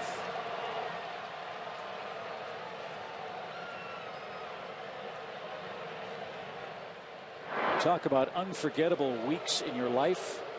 How about the one that Tyler Pasternicki is experiencing? His first major league game, first major league hit, first major league homer. His mom and dad were on hand to watch him play in New York, and they're here again tonight in Atlanta. Talk to Tyler about that. Here was the home run into the Crawford boxes in Houston the other night after a long at bat. That was the 10th pitch of that at bat in his first trot.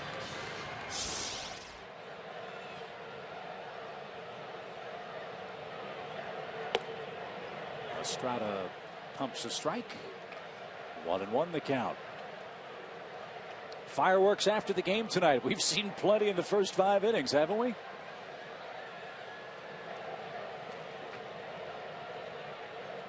Four home runs combined.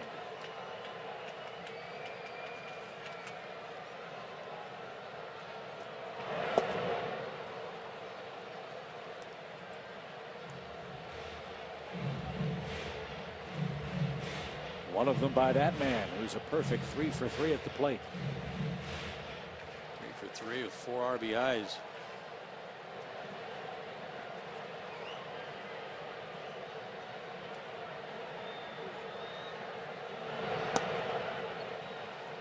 Two and two.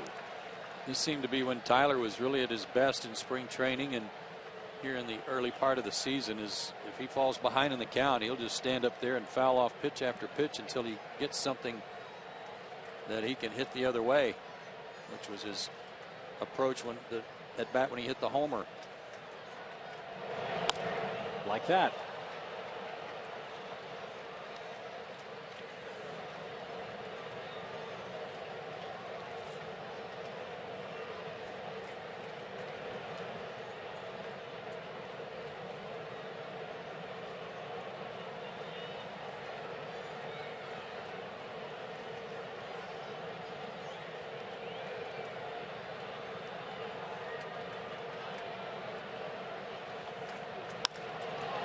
Fly ball center, but Morgan is under it for the second out.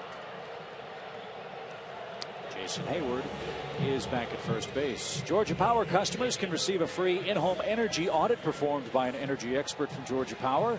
Learn ways to save money and energy around your home. To schedule an in-home energy audit, go to georgiapower.com.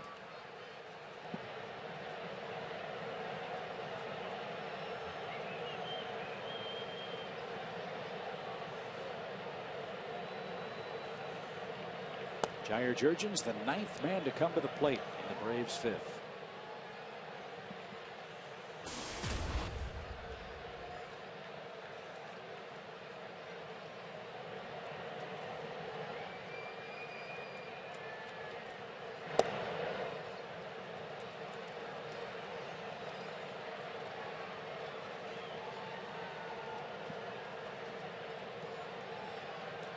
That Diaz rolling now.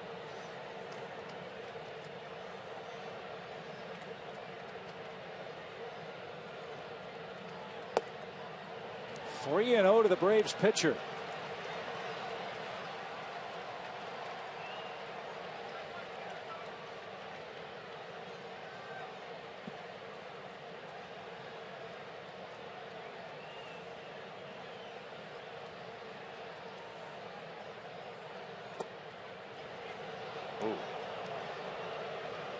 When Estrada goes into his stretch, it looks like he's pulling his socks up.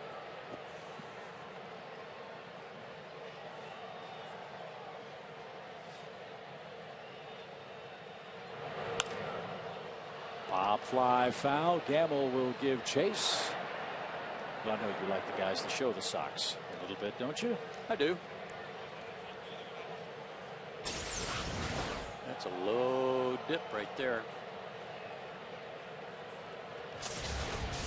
And he kind of rocks on that front foot a little bit, like he's got to get the footing just right.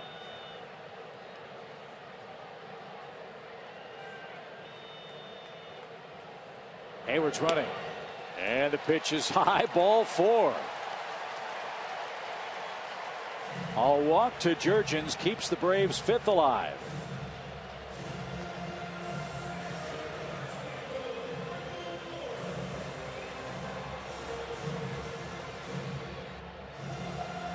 All the fun started when Bourne tripled to start the inning.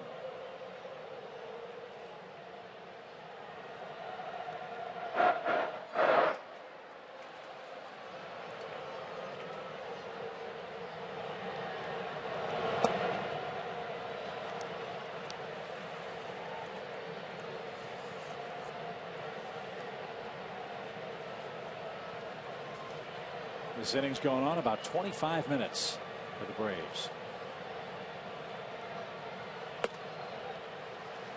The Brewers won 3 out of 4 in Chicago before coming here. That was their first road series of the season. But since August of last year, they've been the best road club of anybody in baseball, not just the National League, going 21-8. And a lot of that's due to their bullpen. I mean, they really went to the kick there at the end of the year to get into the postseason, but thanks in large part to their bullpen. Their bullpen hasn't blown a lead after the 7th inning in 46 games. Bourne slices one to left. Hayward around third. He's going to score without a throw.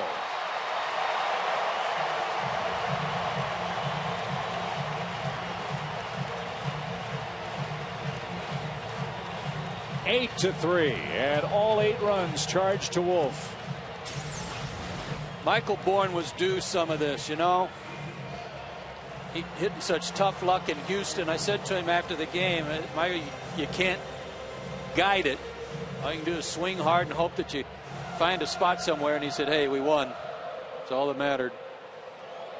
And he's getting a little redemption tonight. This will be the 49th pitch thrown by the Brewers in this inning. It's coming to Martin Prado. This happened to them yesterday in that game that Zach Greinke got knocked out early. I think the Cubs had a 6 or 7 run inning in that one.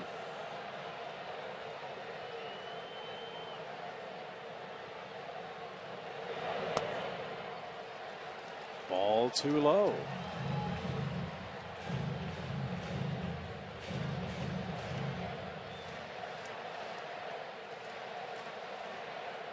Ten hits already for Atlanta, 6 this inning.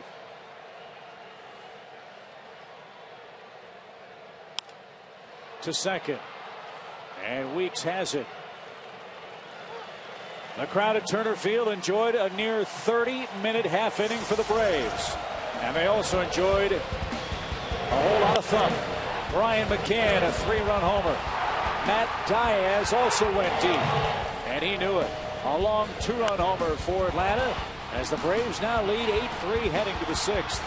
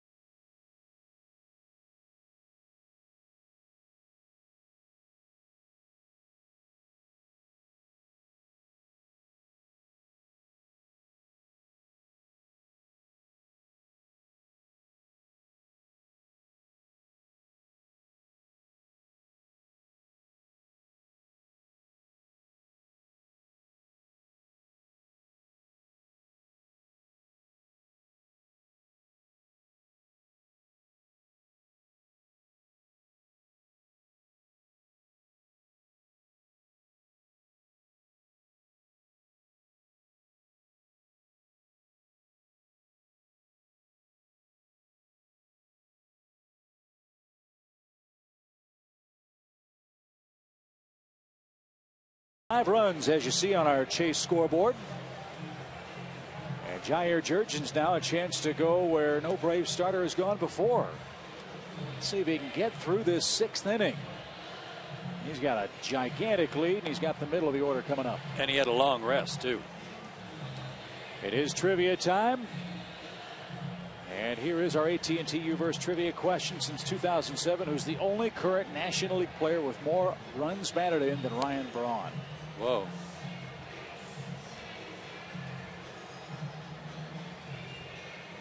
Might have to go with Ryan Howard on that one. Be a good guess.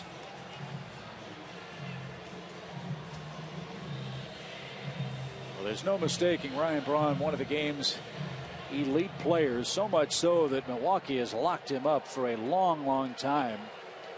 He was their #1 pick in 2005 and 2008. They gave him an 8-year contract, and then last year extended that contract 5 more years, and that'll take him through the 2021 season. And he's down a strike. He's hearing it from these Atlanta fans every at bat, and he heard it when he was introduced.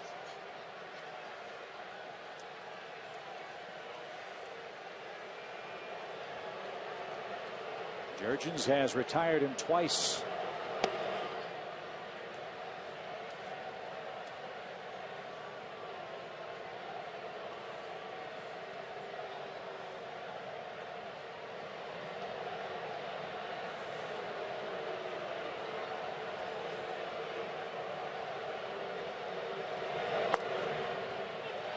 And every time Braun comes up, something happens to the scoreboard. Little blip.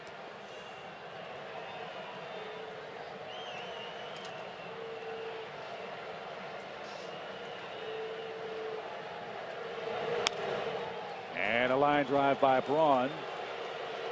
And he's aboard to start the Brewers' 6th inning.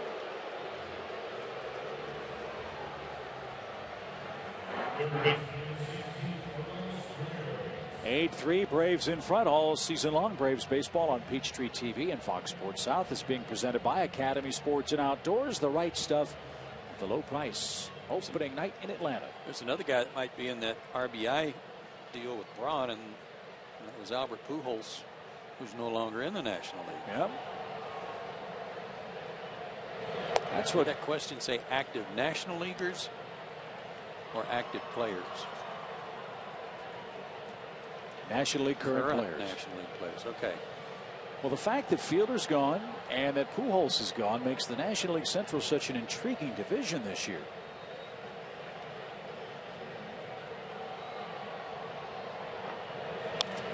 I mentioned earlier, the Cardinals lose Pujols, the Brewers lose Fielder, but it's the Cardinals in Milwaukee that lead the National League Central after 1 week of play. Hey, have you heard anything about Tony La Russa managing the All-Star team, the National League? Have you heard anything about that? I heard he's going to. Why? Why should he? Why would he be able to? 1 ball, 2 strikes. You did hear that? I'd heard that that was in the works if it hasn't been concluded. That's not right. I mean, with all due respect to Tony La Russa, he's not in the game anymore. So who would you have manage? Either Ron Renicky, whose team was also in the National League Championship Series. Maybe even Mike Matheny, who's now the manager of the Cardinals since they won it. But Tony La Russa is not managing anymore. Yeah, I'd read a couple months ago that I believe Tony is going to manage. I may be wrong about that. And a base hit by Ramirez through the whole left side. So 6th inning trouble for Jurgens. Back-to-back Brewer hits sets it up for Corey Hart. Yeah, you just wonder if sitting over there for that long inning, if Jair tightened up a little bit.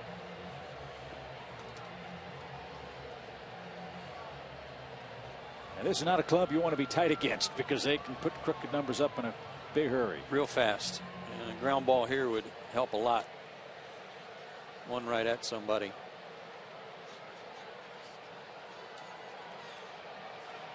Bullpen just starting to work for the Braves as Corey Hart hits. He's 0 for 2.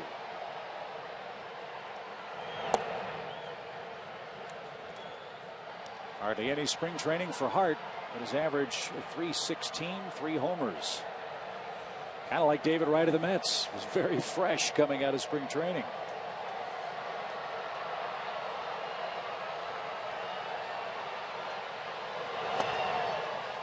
Jair's pitched really well tonight with the exception of 3 hitters. And really the 2-out bloop single by Gamble you can't throw in that category. But Gamble a single, then back-to-back homers accounted for their runs. He just gave up 2 hits this inning, but only 1 hit otherwise.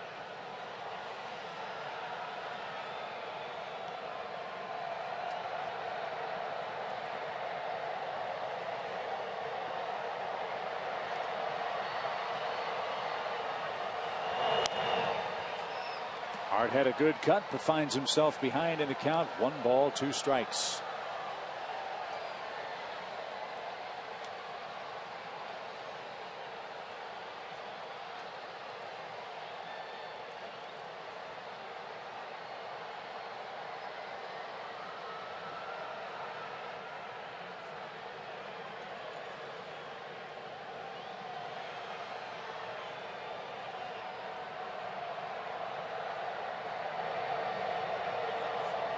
Oh, the runner's got huge jumps. The Braves will throw to the trail runner, and it's not in time. Braun and Ramirez with a double steal.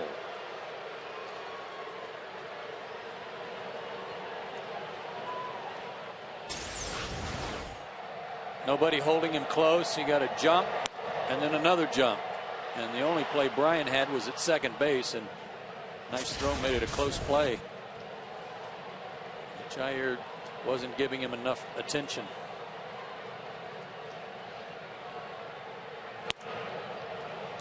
Now high, 3-2. Gretchen Caney's our statistician, and you asked about the Tony La Russa scenario. Has happened before where a retired manager has managed the next season. There has? Yeah, Danny Murtaugh did it. I didn't realize that. He retired at the end of '71. That's over the Braves dugout. He managed the All-Star team in '72. But your point's well taken. Retired players don't play in the All-Star game. Well, even that's a little different to me, but let me give you an example. I'm going to say that if the Braves had won it 2 years ago and Bobby Cox retired at the end of that year. Corey Hart strokes this ball deep left center. That's trouble. And that's high off the fence. 2 runs are going to score, and Hart has doubled to make it an 8-5 game. That looked like that went out of the park. Now they're going to ask for an appeal. The Brewers think that ball left the ballpark. We do have a replay for boundary calls, and Tim Sheeta will gather the umpiring crew to see where this ball ended up. Hit on the yellow. Right in a seam there. And all the yellow is a border. It is not a home run if it hits the yellow line. So one umpire will stay in the center of the field. The other 3 will go look at the video replay. And in all likelihood, they will come back and, as is often the case, know that they got it right.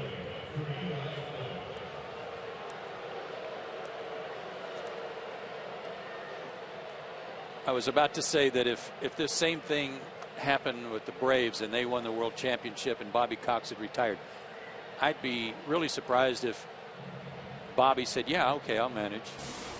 I just would say that I would venture a guess that he would say, no, I'm retired and I wish them well. I hope the National League wins. So I'm a little surprised that Tony would even want to do it. Wonder if it begs the question if maybe Tony La Russa wants to come back and manage someday again. Don't know. That could be the case. Umpires saw the review just as we did, and it will be a double. As it should be. And Freddie Gonzalez is going to make his way to the mound as well. If the All-Star game were still what it's supposed to be, and that's an exhibition game, that'd be fine. But, you know, the commissioner made it count worth towards something, toward home field advantage for whoever wins the All-Star game.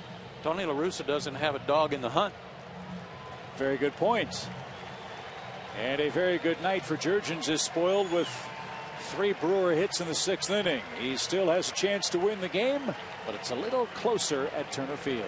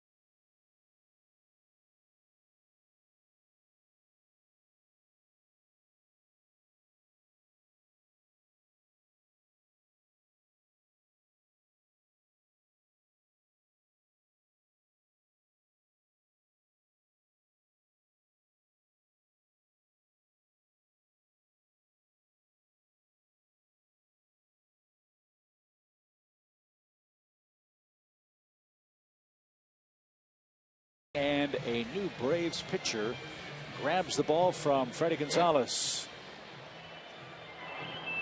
And that will be Chris Medlin. He answers the AT&T call to the bullpen and need multiple innings out of Chris tonight. He's been in 3 games, 4 1/3, worked a couple of innings, or an inning plus in his last outing in Houston. Gave up a couple of runs that night. Matt Gammel's in the box and is 2 for 2.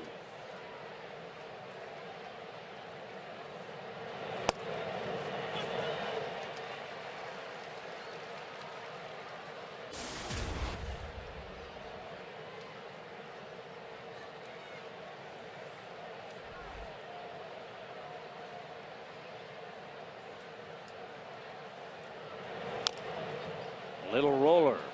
Medlin pounces off the mound. Runner to third, 1 out.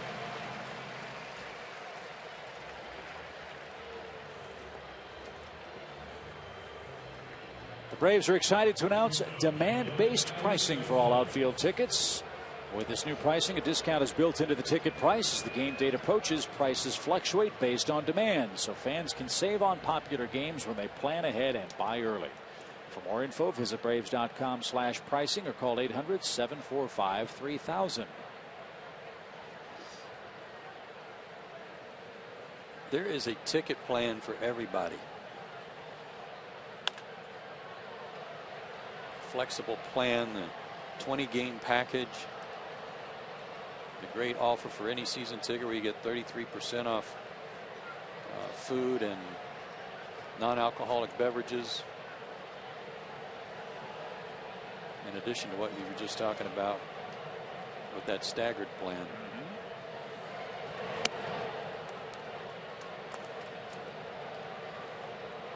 Braves baseball and those Rathbun steak sandwiches would be an enticing thing to consider. That was good. 1 ball, 1 strike to Alex.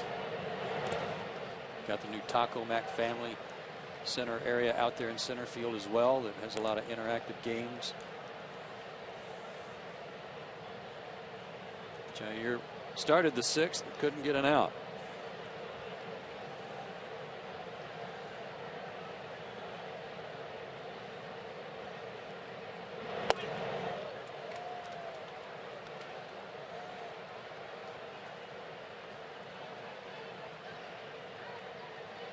It's been 5 innings for every Brave starter officially so far this year.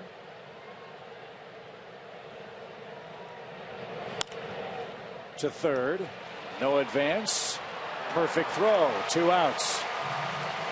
Medlin gets the first 2 Brewers to ground out.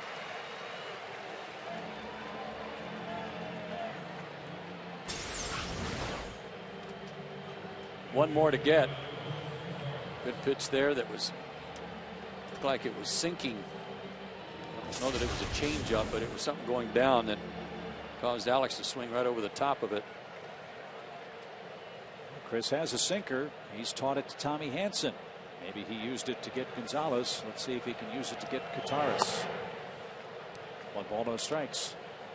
Pitcher spot's due up next, but Travis Ishikawa, who we used to see play for the Giants, made their club in spring training. He's on deck to hit for Estrada. Cameron Lowe is loosening up in their pen.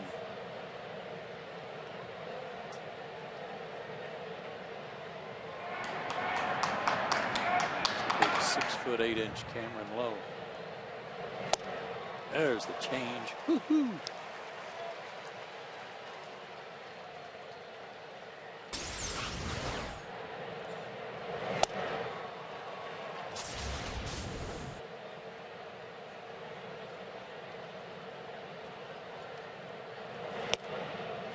Ball 3, 3 balls and a strike.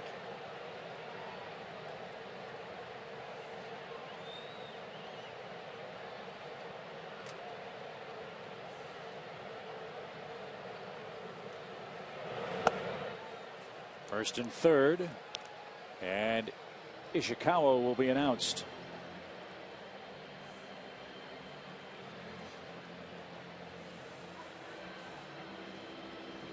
I'm not sure they minded that walk. He didn't really give him a whole lot to hit other than that 2-0 changeup, because Pitaras has been a hot hitter, including his home run tonight.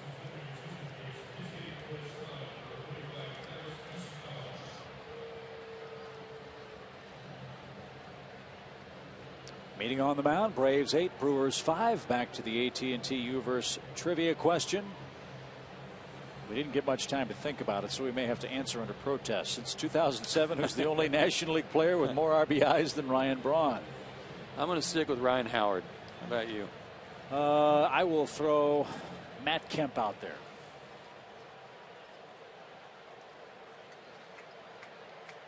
He doesn't need to think, folks. It's just instinctively there. No, I'm sorry, but that was on one of the flashcards. That's a thanks to Caffey. Ishikawa to pinch hit.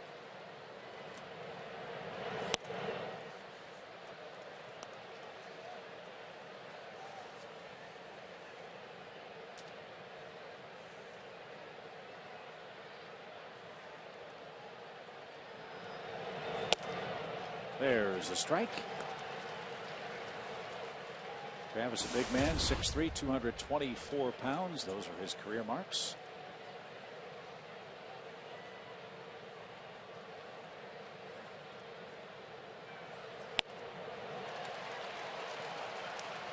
Oh for 5 with 4 strikeouts so far on this season, and Medlin ahead of him. See if the changeup's coming.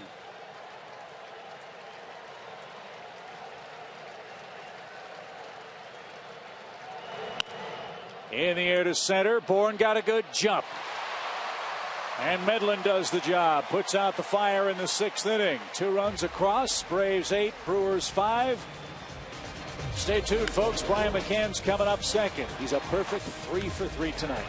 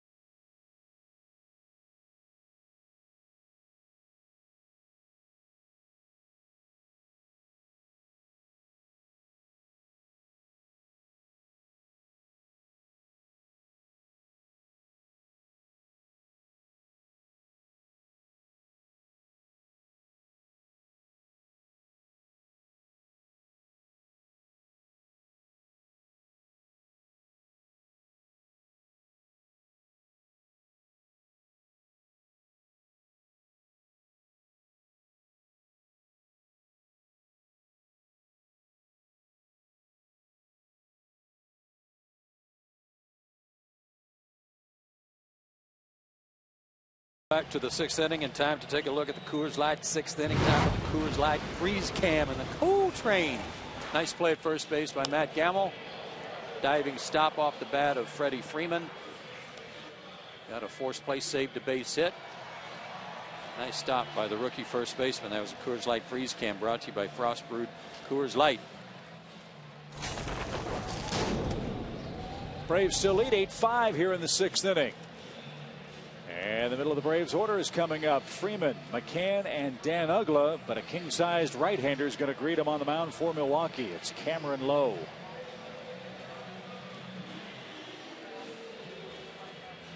Lowe's in his 3rd game, 2 1/3 innings, a hit and a run. That came on a home run. A walk and no strikeouts.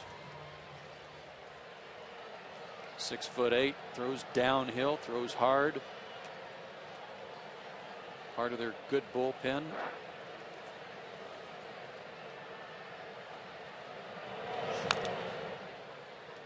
Lowe was originally with the Texas Rangers organization, got to the big leagues for the first time in 2004. Stayed in Texas until the 2008 season. 2009 he pitched in Japan. And then the Brewers signed him in December of 2009. Last year, 72 games out of the bullpen.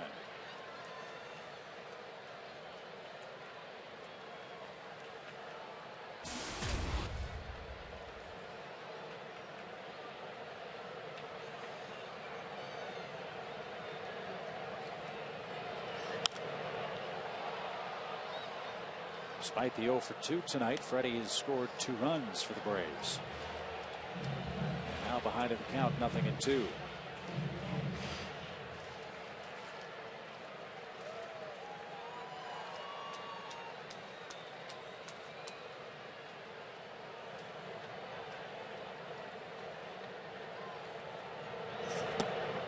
Boy, and that one biting down and in. That was a nasty slider there. 1 out. Okay, it's cycle time. Our son trusts solid performance for Brian tonight. What a night. Raised his average 115 points with his 3 for 3 at night, including a 3-run homer in the 5th. It's a triple for the cycle.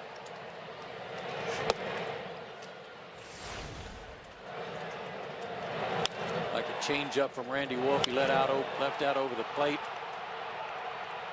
And that really started the hitting machine going in the 5th.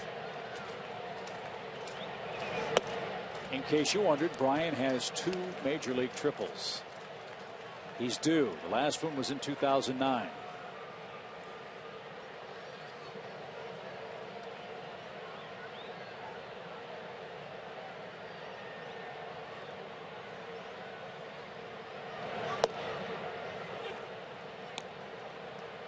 Was that the one where Chipper was so tickled leaning against the railing in the dugout? I think so.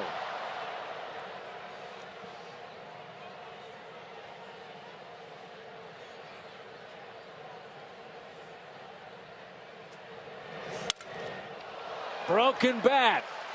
When you're going right, the baseball gods smile. He's 4 for 4.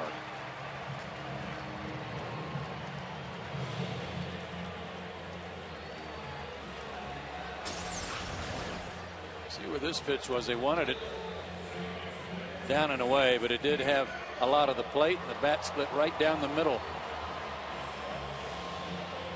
His 8th 4-hit game in his career. That ties his career high. Dan Uggla's had a good night. He's 2 for 3 with a run and an RBI. The RBI came on a double in the 3rd inning, a ball that was just crushed. And somehow, with a whole bunch of topspin, stayed in the park.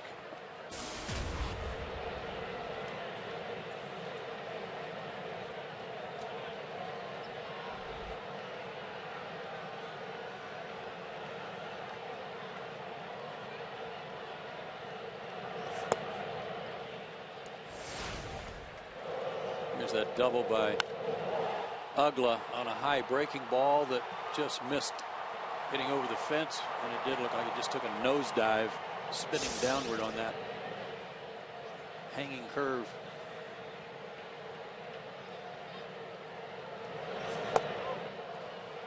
One and two.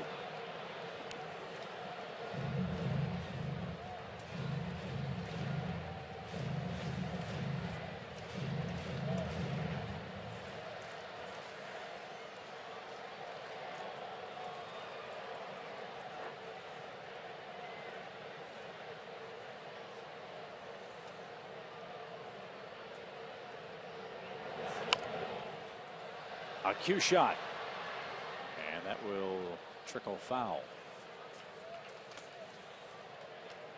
This copyrighted telecast is presented by the authority of the Atlanta National League Baseball Club Incorporated and may not be reproduced or retransmitted in any form, and the accounts and descriptions of this game may not be disseminated without the express written consent of the Atlanta Braves.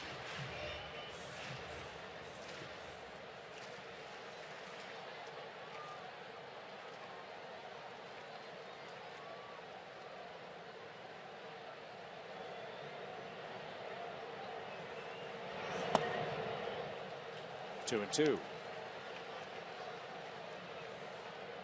Last year, a tale of two seasons for Dan Uggla. The first half, very, very difficult. Second half, unbelievably good. He's trying to put that behind him. Some good work here in the early stages of the season. Fastball got him for the second out. And 2 hits tonight. Now 2 for 4 as Matt Diaz bats.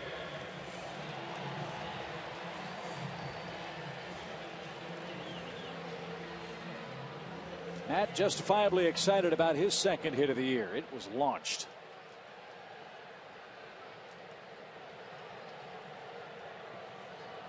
.310 at bats ago since his last homer. And really a no doubter. He knew it off Randy Wolf. Breaking ball. Little flip of the bat.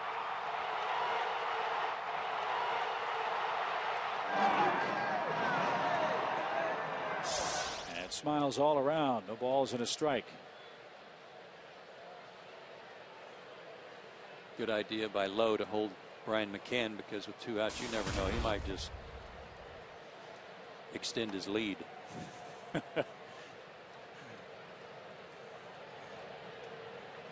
He's going, and he got a great jump. See, he made him mad. Hey, if you're going to step off and look me back, then I'm going to start doing what I do best. Without a throw. Tied for second on the team in stolen bases. 4 for 4, stolen base. Go get him, Brian. 0-2 to Diaz. That's down the right field line. Slicing, and foul. We'll do it again.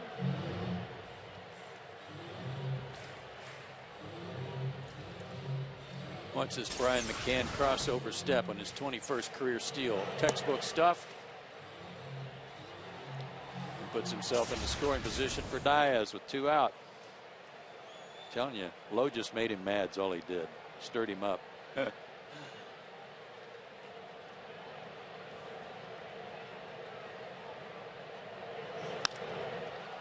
Fly ball to right.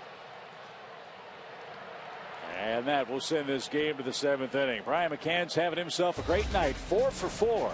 He's got a stolen base. He's got 4 RBIs. And the Braves lead by 3.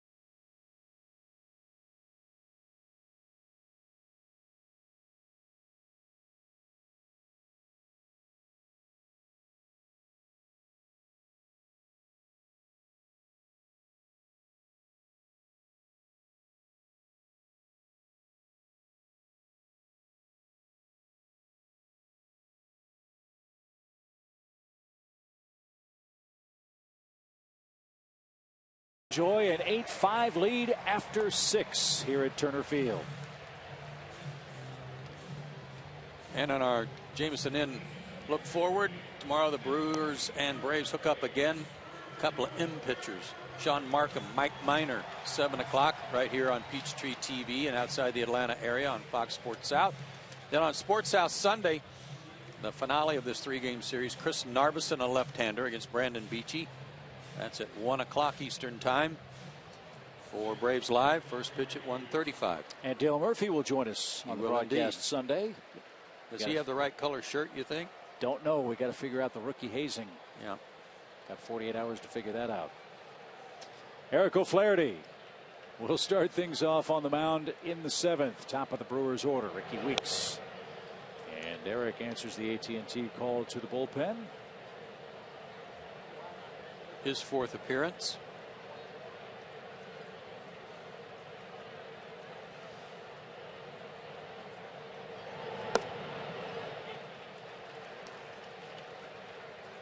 Gave up one run in Houston. That ERA astronomical compared to last season.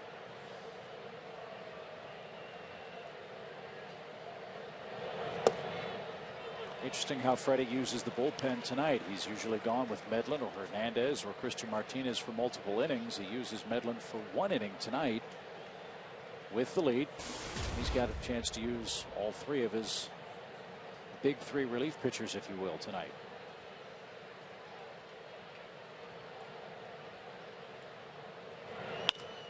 Up the middle. Ugla, great range, great effort. But an infield hit for Weeks.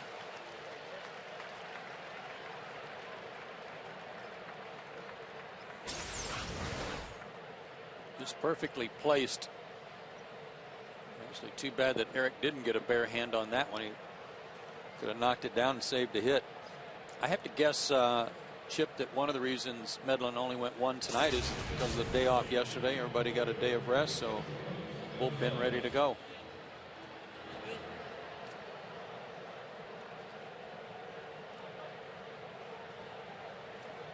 So Weeks snaps an 0 for 15 slide with an infield hit. And Carlos Gomez will bat for Morgan.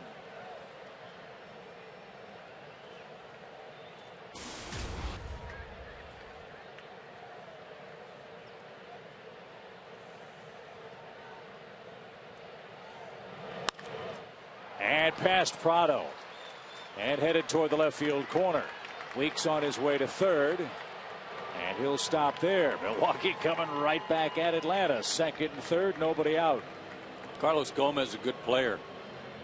He at times does some things that makes his manager scratch his head, whether it's base running or maybe a funny route to a ball playing center field. He and Niger Morgan have been pretty much platooning in center field, but he can swing it. And now Braun, with nobody out, represents the tying run. Braun singled and scored in the 6th.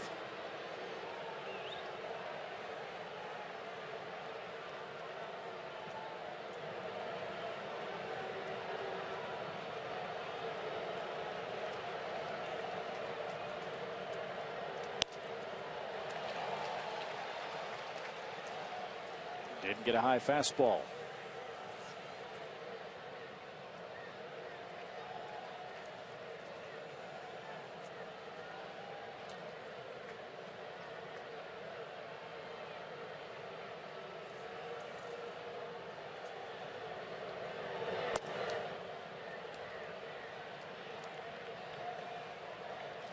Braun 0 for 1 with a walk against O'Flaherty.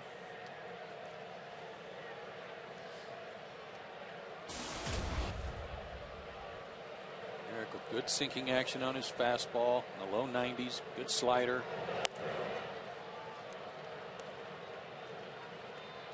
Trying to be careful here to the most dangerous hitter in their lineup.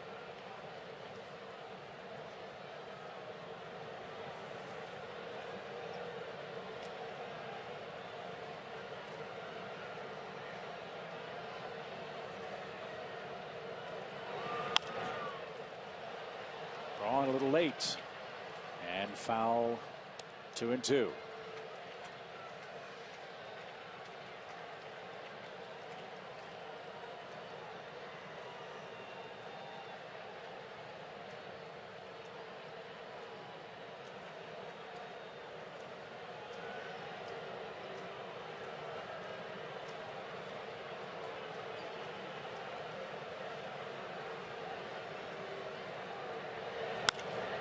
Line into left.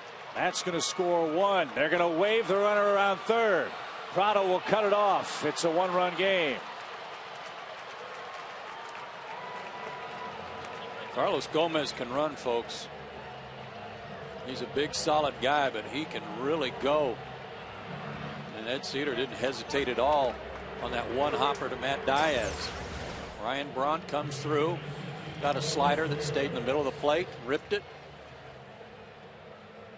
But Gomez hesitated right here, took one step, then a crossover, and he was gone. And Matt Diaz, not sure that Prado was going to have any play at the plate on the relay. The throw was off the mark, and suddenly it's a one-run game. So back-to-back outings for O'Flaherty, which he's allowed runs to score. Now it's an 8-7 game with Ramirez up. Still nobody out. We showed you earlier what Aramis has done to Braves pitching in his career.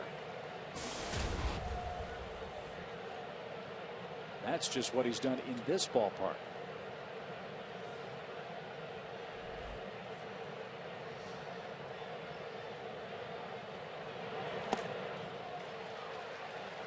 And you know what's impressive about that to me? Did Brian get hit with the backlash? I hope not. Or was it just ball in the dirt got him?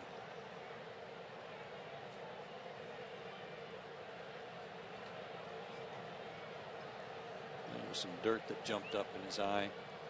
But when you think about the numbers that Ramirez has put up against the Braves in his career and at this ballpark against some of the pitching that the Braves have assembled over those seasons, it's even more impressive.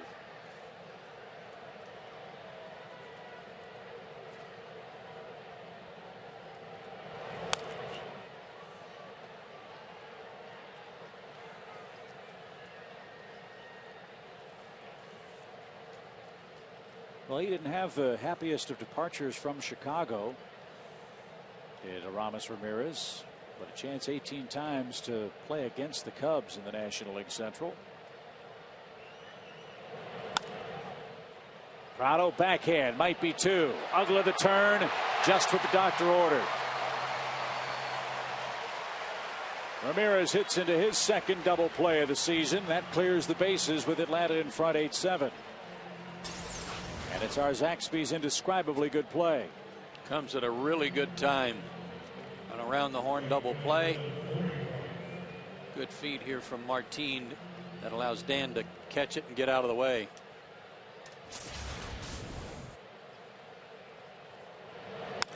Corey Hart drives one deep left. Diaz back, and Corey Hart homers on the first pitch he sees from Eric O'Flaherty, and this game is tied 8-8.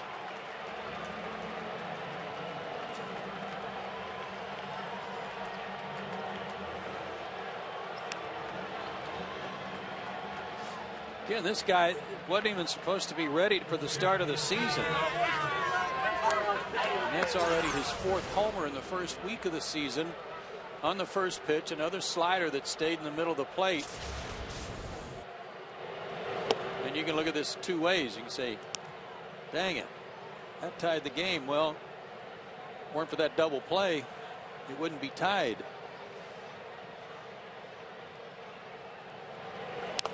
Last time Eric O'Flaherty gave up 3 runs or more in an appearance was June 13th of 2009. And 3 across in the 7th as the Brewers have hit their 3rd homer. And Matt Gamble already 2 for 3, digging in with a 2-strike count. And that'll retire the side. Time to go back to work. Hey, let's get some runs. 7th inning stretch in Atlanta. 8-8.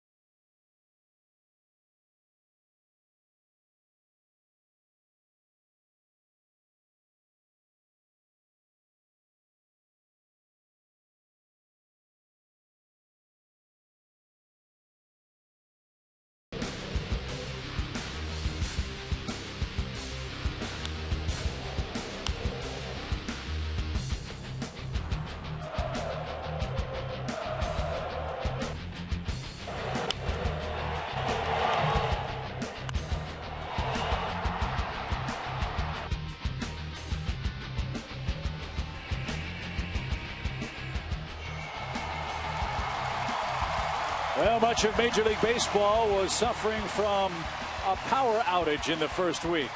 Well, week number 2, things have certainly changed. The ball is flying out of Turner Field tonight. The Brewers have come back to tie this slugfest. It's an 8-8 game as the Braves come up for the 7th inning. Chip and Joe, happy opening day. This has been an entertaining ball game. You said early on that no lead is really safe against these guys, and the way that they can hit the ball out of the ballpark, we've seen that already. And we'll start over here and hope that the Braves bullpen is better than the Brewers bullpen here the rest of the way. Offense has got to get going again, get some guys on, and that leadoff man has been on base, has been really instrumental for the Atlanta team tonight. Great crowd, great energy at the ballpark, standing room only gathering. And former President Jimmy Carter here with his lovely wife Rosalind. Got to win for the Prez, don't you? You would think so. I mean, we just had a great rendition of God Bless America from Timothy Miller from the Atlanta Opera. He's become kind of a great good luck charm for the Braves here. So Cameron Lowe back out for Milwaukee. Jason Hayward, Tyler Pasternicki, and then the pitcher spot coming up for Freddie Gonzalez and the Braves. And same 2 teams here tomorrow night. Mike Minor and Sean Markham will battle. We'll have it for you at 7 o'clock on Peachtree TV here in Atlanta. And Sunday afternoon, Beachy versus Narveson. And Dale Murphy will join Joe and me for the series wrap-up with the Brew Crew.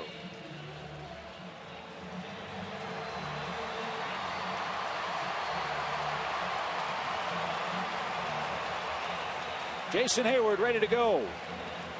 He singled, scored, walked, and popped out tonight.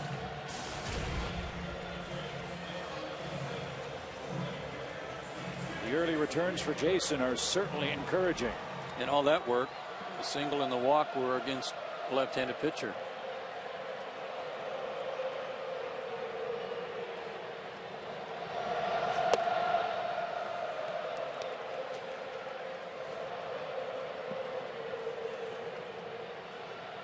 One ball, no strikes.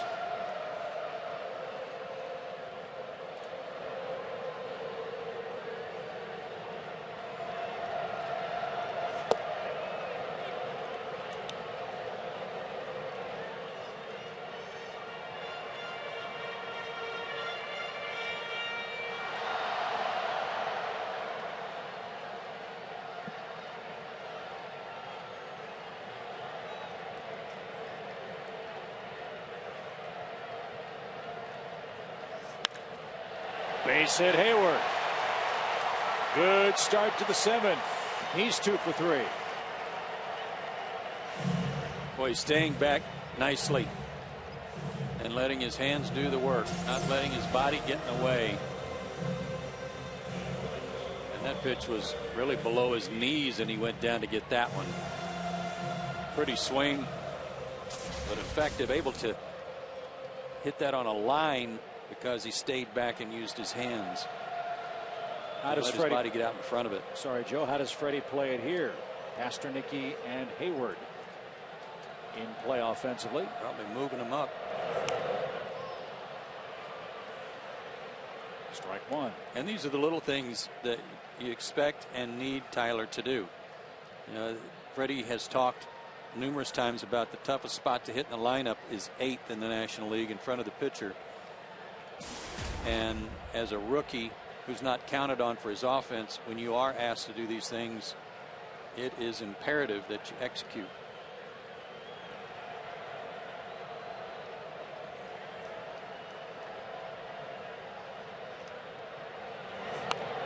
He got the bunt down. And only one play. Attaway kid. Hayward to second, 1 out. Eric Hinsky will be announced.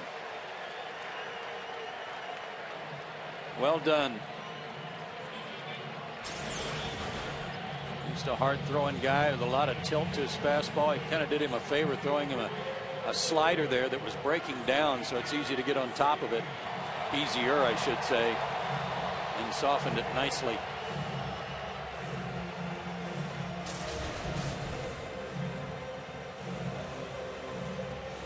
Rick Kranitz is the Brewers pitching coach. Eric Hinske has been announced. He'll pinch hit in the Atlanta 7th.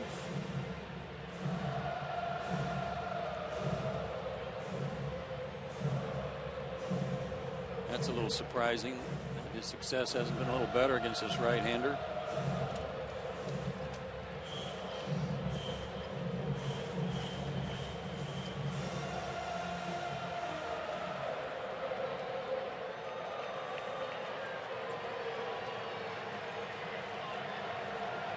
Eric's off to a good start at the plate. Had one of the best at bats of the year down in Houston. Opposite field pinch hit single.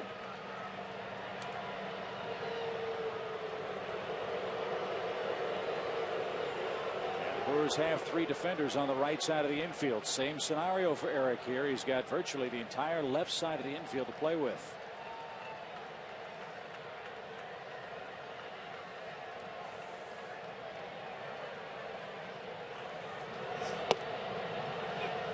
Slider strike.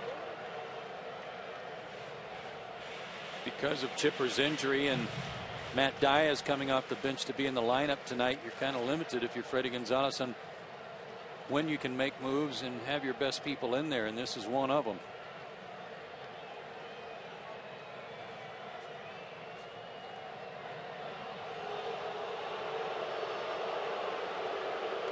Eric, arguably the best pinch hitter on a consistent basis off the bench.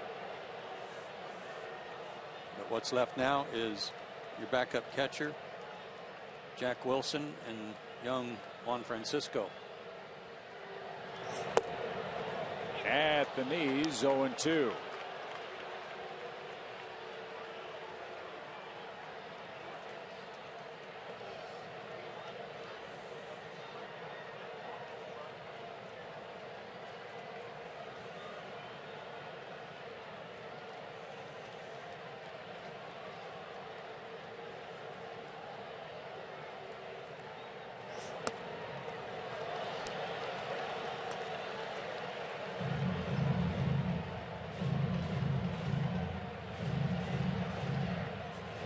Trying to even 0-2. They're trying to run something in on Eric, knowing that he wants to pull the ball, and they've got 3 defenders there to try to keep it from getting to the outfield.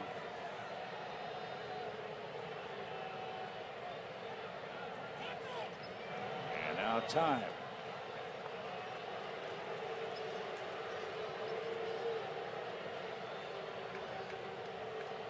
Jason's getting a big lead. They're trying to keep him close. Pitcher's trying to freeze him so that Alex Gonzalez isn't taken out of the position that they want him in.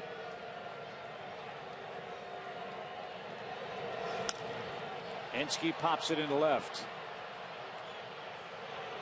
Braun's got it, 2 out.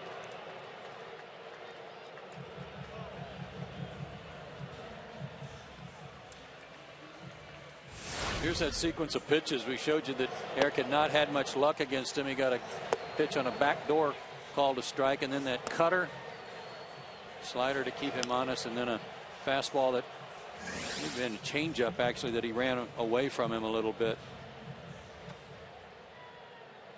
Michael Bourne's been on base 3 times tonight. He scored twice. He's tripled and has an RBI single.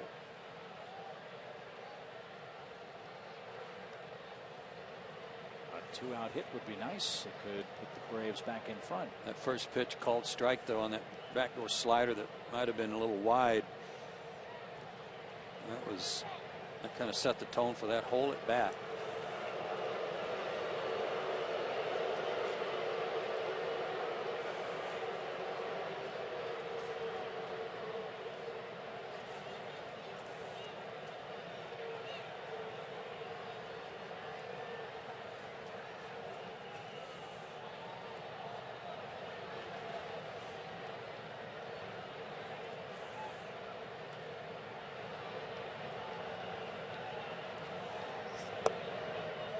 Tried the same thing on Michael and missed.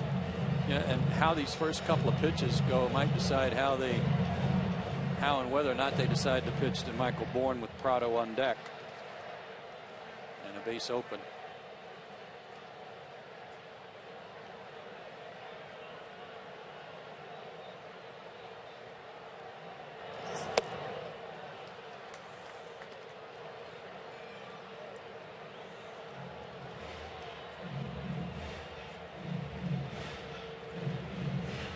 Lowe's featuring a few more pitches than we're accustomed to. I mean, he used to be pretty much a fastball slider guy, but again, with Rick Kranitz teaching just about everybody on their staff the cutter, he's worked that in.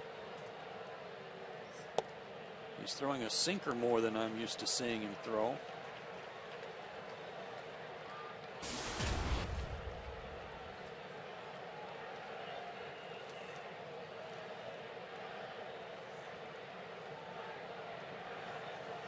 He's behind now, 2 balls and a strike.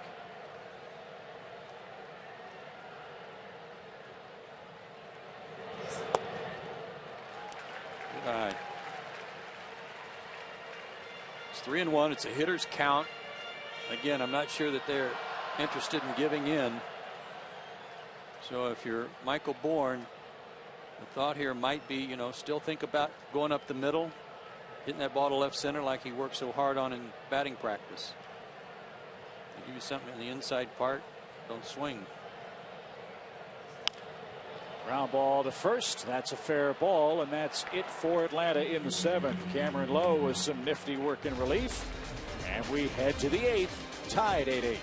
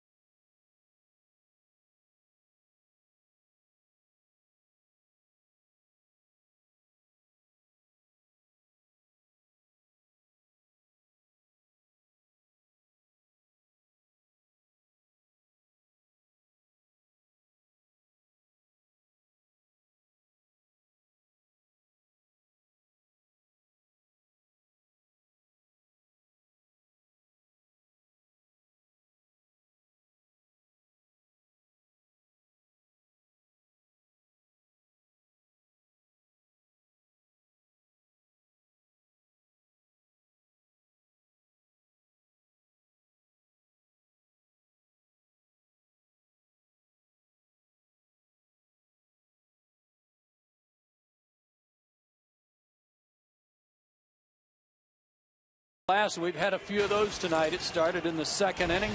A 2-out, 2-run homer by former Brave Alex Gonzalez. Gonzalez off Jair Jurgens. And that made it a 2-1 game in favor of the Brewers. George Kataris followed with a back-to-back shot, his 3rd of the year. Then the Braves went to work. Home runs by Brian McCann and Matt Diaz. Sparked the Braves in a 6-run 5th inning, but Corey Hart hit a solo shot in the 7th after 2 runs were already in. He tied the game with what is already his 4th homer of the year. And we've got an 8-8 ball game. 12 hits for the Braves, 11 for the Brewers.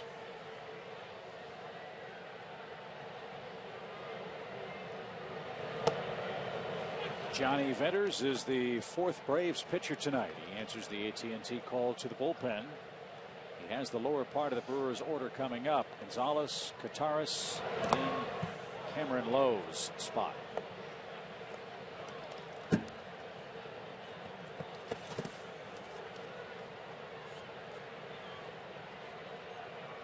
Wilson's also checked in for the Braves, who play shortstop.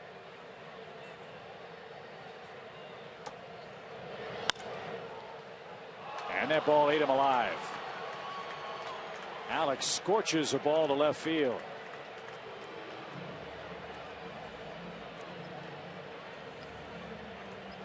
Man, that'll get you ready to play the rest of this game. Have your life flash in front of your eyes. Tough hop to handle, and saved all his body parts but didn't get a glove on it. Here's Kataris. He's homered and walked twice. It is ruled a hit for Gonzalez to start the Brewers' 8th. Nobody yet in the on-deck circle for Milwaukee. There have been a lot of mistakes made by pitchers tonight to the middle of the plate, and the hitters have missed very few of them on both sides.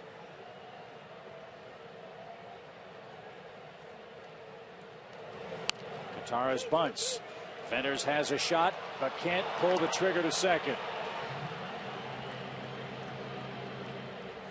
One out.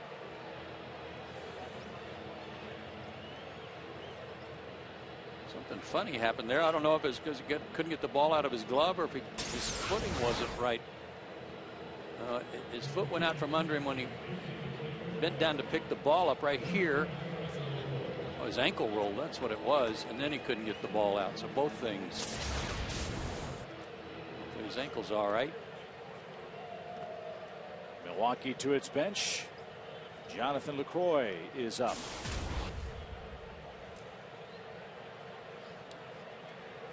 I'd say their catchers are swinging the bat well. What he's done.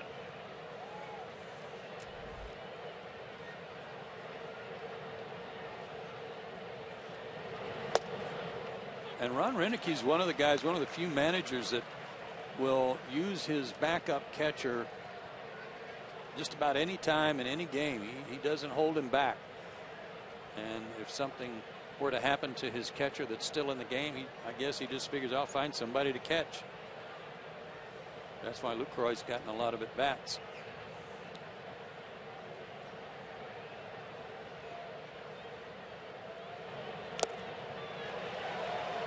LaCroix was born in Central Florida in Eustis. Lives in Lafayette, Louisiana. Went to the University of Louisiana Lafayette. He was an all Sun Belt selection back in 2007.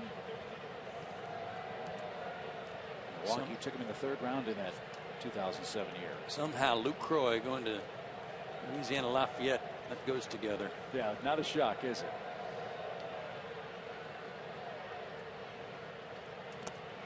And LaCroix is down swinging. The disappearing slider got him. First strikeout for Venters. That's the sharp, biting, snappy slider that we're used to seeing. Good pitch.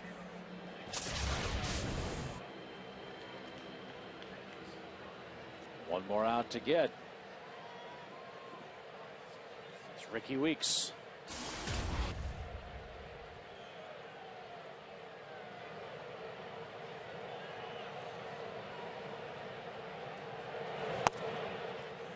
Low. Gigantic crowd tonight at Turner Field. As we told you, it was a sellout, standing room only. And the turnstile take 50,635.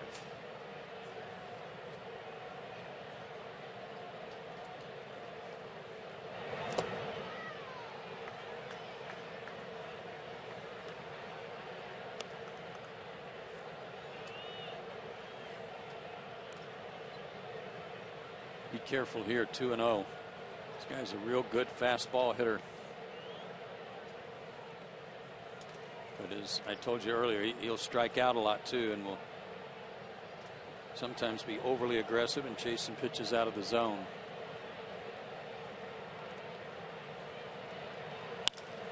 In the air to right. Jason Hayward. Oh, what a play! He used every bit of that 6'5" wingspan to haul that baby in.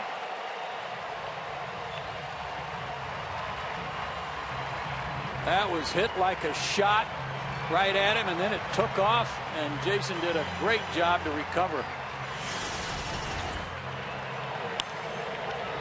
Started in, got turned around, and made the adjustment.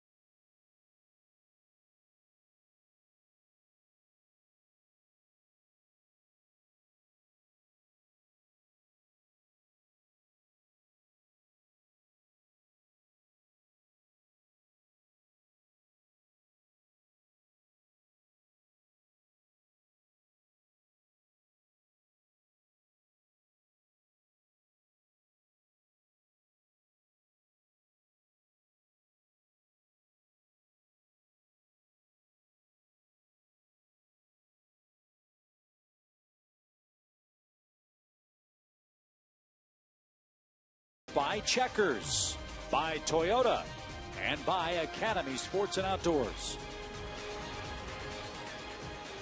Beautiful baseball night in Atlanta. 8-8 in the 8th. And Joe, one reason why Milwaukee's off to such a good start, you mentioned their bullpen. Great luxury they have in having 2 closers available for the final couple of innings if need be. Well, when they got K-Rod here from the Mets at the All-Star break, at that point, from that point to the rest of the season, they never blew a lead from the 7th inning on. And that's carried over into this season, and it's 46 straight games without giving up the lead from the 7th inning on with these guys. So, like you said, back-to-back closers. John Axford, their closer, has a streak of 45 straight saves without a blown save.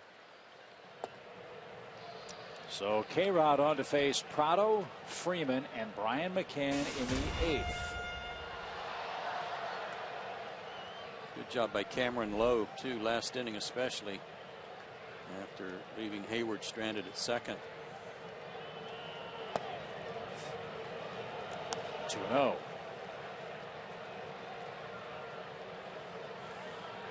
They even used K-Rod to close a game in Chicago the other day just to give Axford a rest, and he picked up a save, although he was in some trouble.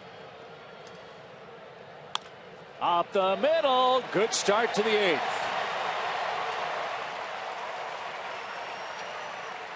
A 2-hit night for Martin Prado. And that's the go-ahead run.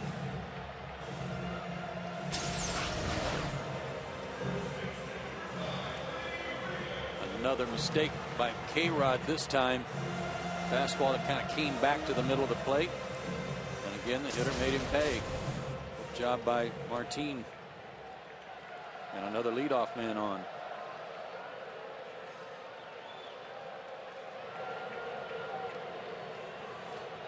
That's happened 5 times tonight for the Braves. And now Freddie Freeman, the batter. This is a young man who could use some luck.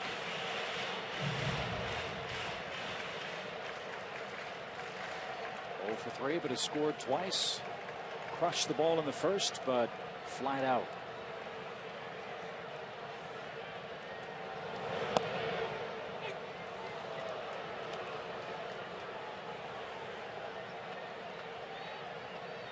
Rodriguez used to throw pretty hard, but not anymore. His fastball around 89 or 90, but a ton of sliders.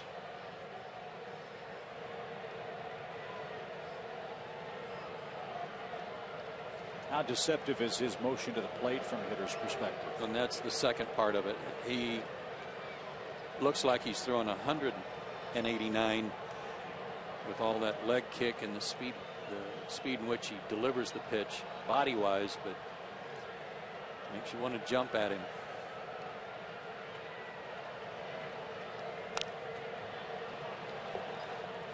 One ball, 2 strikes.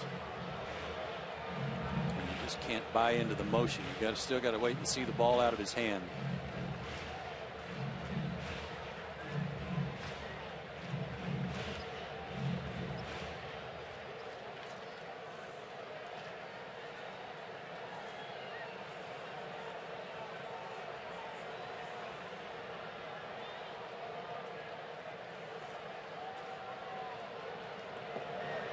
Wow, indeed, what a stop.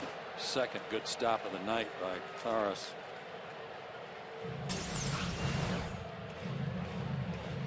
That wasn't even that might not have even been a 50-footer.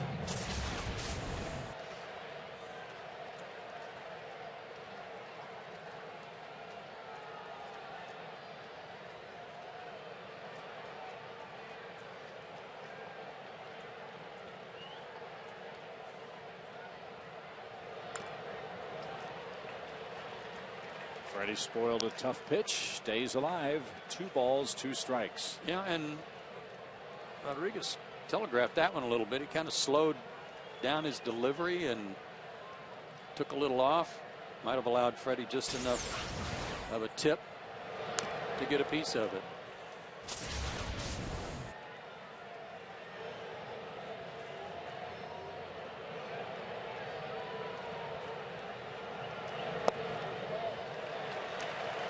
Full count. And that's the pitch that he relies on so much for left-handed hitters, is that slider that really is kind of thrown at the middle of the plate and drops to the back point of the plate. And left-handers on so many occasions swing right over the top of it. Good patience by Freeman. Runner goes, and the pitch fouled away.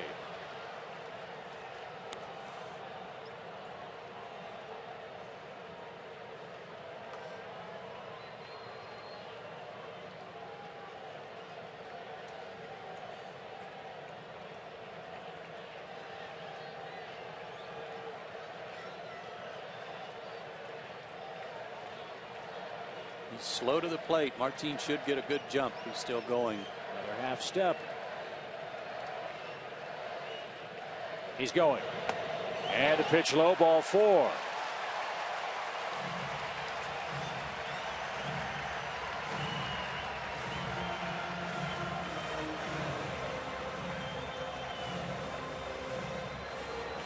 The Braves in business in the 8th. And the man that's had the perfect night at the plate has picked a perfect time to bat tonight. 2 on, nobody out for McCann, who's 4 for 4. It's 5 walks by their pitchers tonight, too, and 2 of them have scored so far.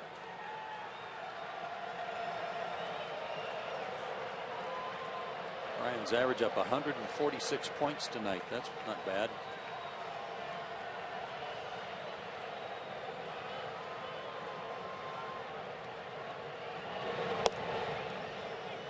That's over the outside corner, strike 1.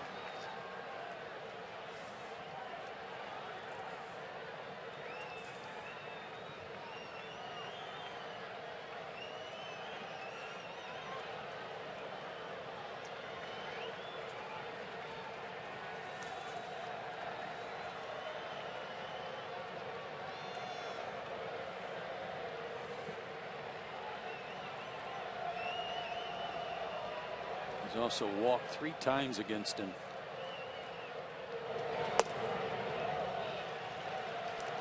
And trying to make him get the ball up.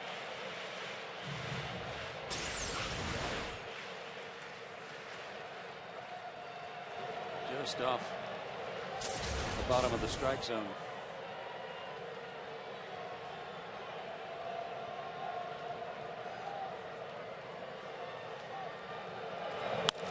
Hot shot. Weeks flags it down. And 1 out. But a productive at bat for McCann. The runners move up. What a play, though, to rob McCann of another Atlanta hit. He was that close to having a 5-hit night and giving the Braves the lead. Knee high, went down and got it. And without the full-blown shift on, a little extra room for McCann to work, and Weeks made a terrific play.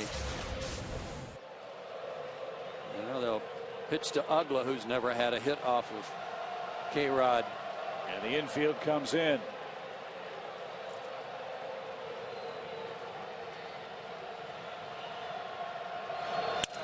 Broken bat, base hit.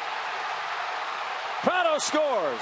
Freddie's around third. He'll score without a throw, and the Braves are back in front.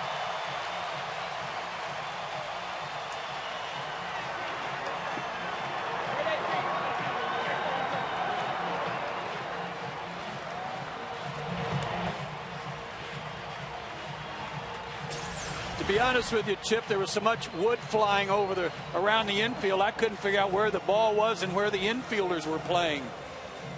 His first ever hit off of K-Rod. There's a base runner, an umpire, and a shortstop. And at first I couldn't tell which one was which, but obviously Alex Gonzalez was playing Dan to pull, so some room up the middle and a huge hit, his second and third RBIs of the night. And that pitch was shoulder high, wasn't it? Well, you said earlier tonight, Dan loves that high pitch. That was higher than high. Yeah. And it's a 10-8 Braves lead.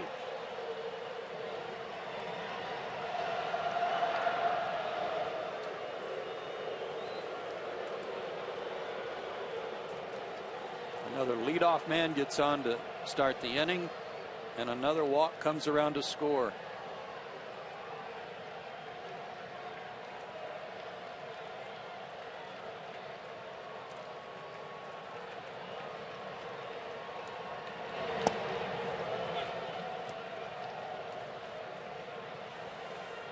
No balls and a strike to Matt Diaz. A big 2-run homer tonight.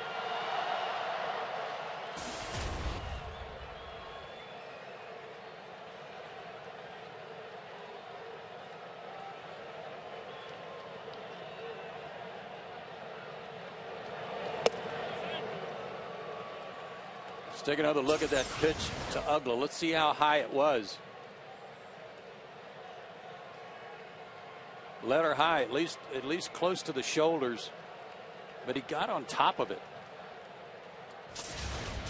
Didn't go up to it. By that I mean he didn't. His arc wasn't going up to the ball. It was level and on top of it, even though it broke his bat. Thing of beauty. Having the infield in certainly didn't hurt Dan's cause there either. 2 more across, 10-8 game, 2-1 count. And Rodriguez misses badly. 3-1 now to Diaz.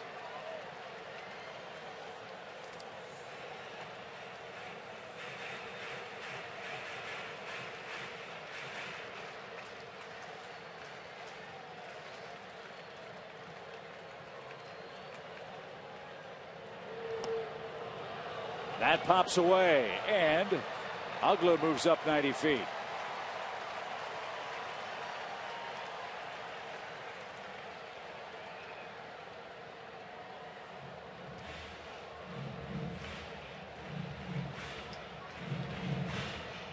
A hit means a run. 3 balls, 2 strikes.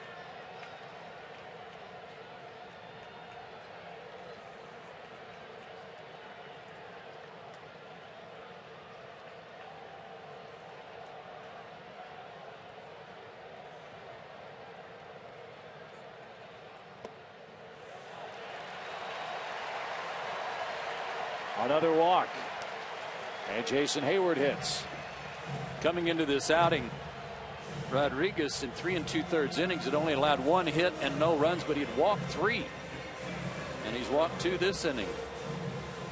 And his manager, Ron Renick's making his way to the mound. It's a total of 5 walks in 4 innings so far on the season. That's going to be it for him. So K-Rod, a rough 8th inning, and the Braves have touched him for 2 and 2 more aboard.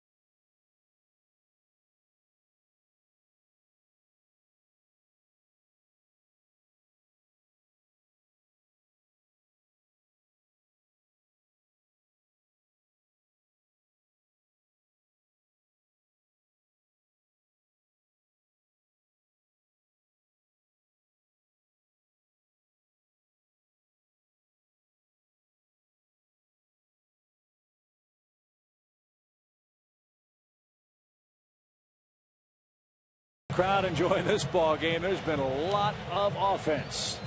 18 runs, 26 hits combined, and the Brewers are back into their bullpen.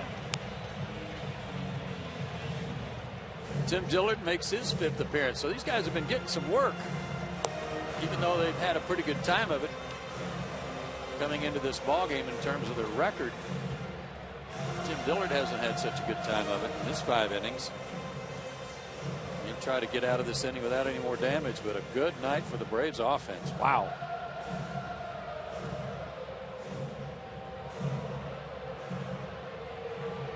Braves are on pace to score 810 runs at home this year.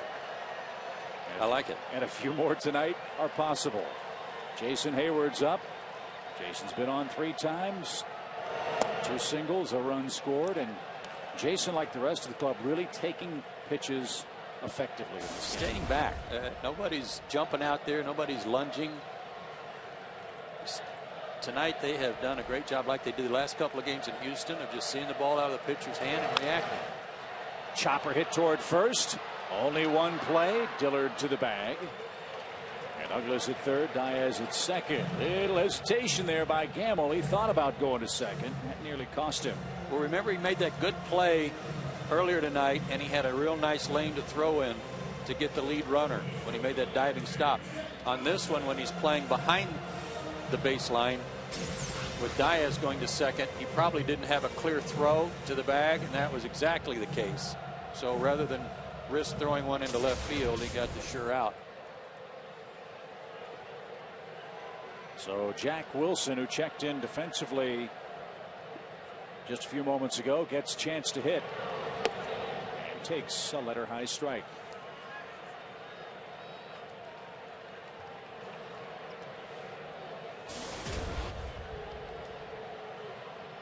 Jack saw the Brewers a lot when he played with the Pirates.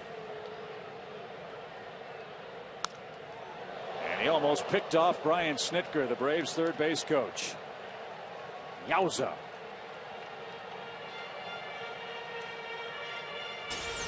One of the good reasons why these base coaches have started wearing helmets.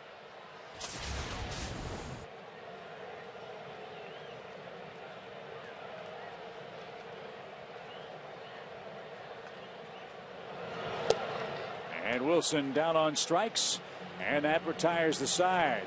But Dan Uggla with a broken bat hit plates Prado and Freeman. That puts the Braves back in front. 10-8 your score. It's Kimbrel time at Turner Field.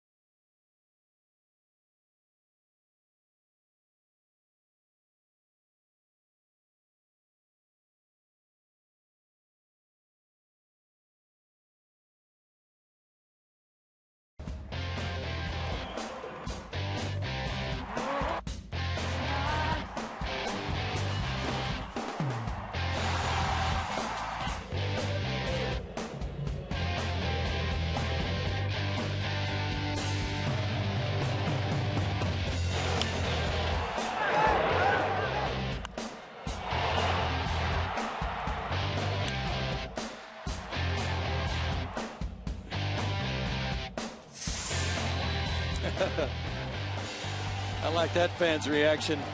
I also always like those A's. You got 4 A's on caps. That's a good night. And Craig Kimbrel is plenty loose. Carlos Gomez starts it off for Milwaukee in the ninth. I like it when those guys try to swing hard against 96.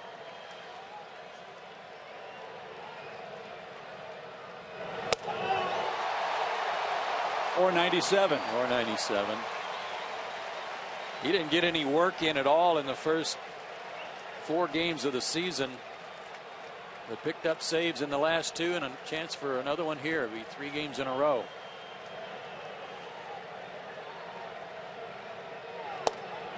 Oh.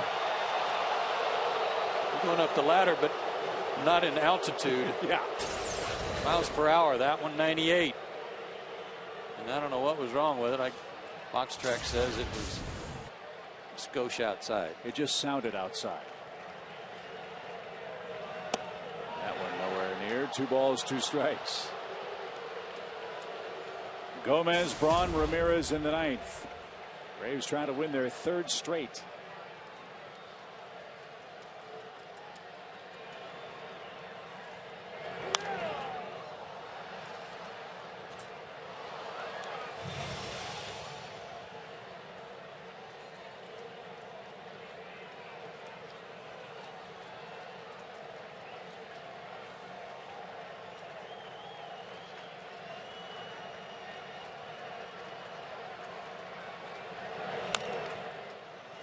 Got a piece of that slider.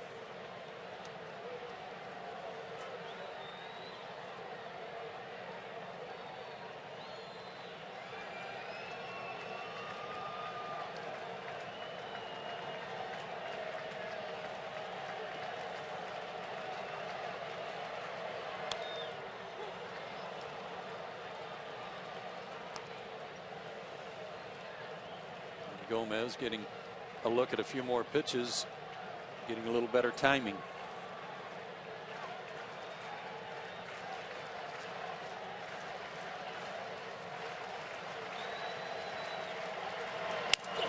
Broken bat pop, shallow left. Wilson back pedaling is there. 1 out.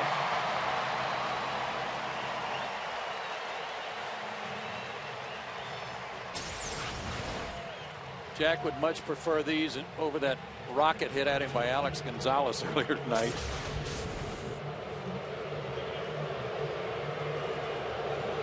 And the most popular Brewer tonight is Ryan Braun. You can tell from the 50,000 numbered reaction to the Milwaukee left fielder. He's had a good night. Couple of hits, couple of RBIs. If you didn't know better, you'd think his name was pronounced Braun. Ball 1. By my stat sheet, he's never faced Craig Kimbrell before.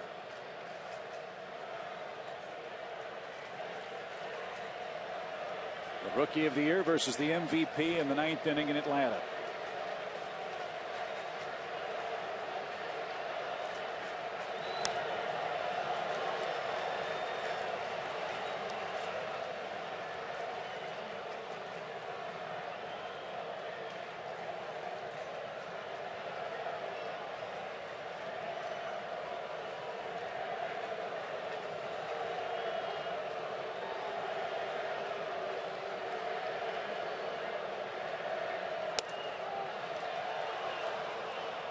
Brian McCann wants to talk it over. Don't want to put Braun on. That would bring the potential tying run to the plate.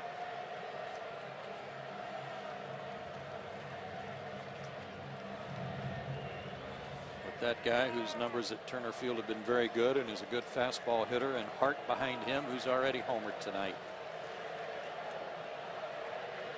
Be aggressive. You got a 2-run lead. Braun can only make it 10-9. And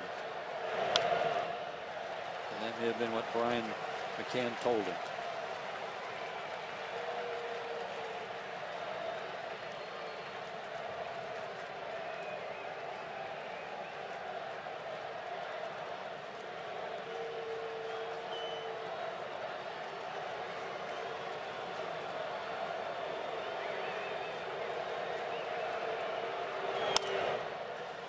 Braun takes it to right field.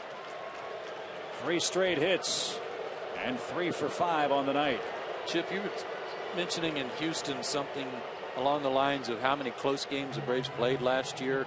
1-run and 2-run games, and already they've been in a ton of close ball games. And here we are tonight, and it's another 2-run game. Even though the score is Jack sky high, it's 10-8, another close one. 84 of them last year, 1 or 2 run games.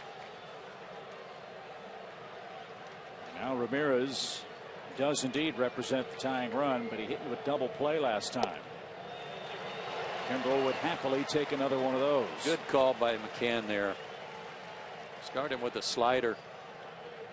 He's looking for nothing but fastball.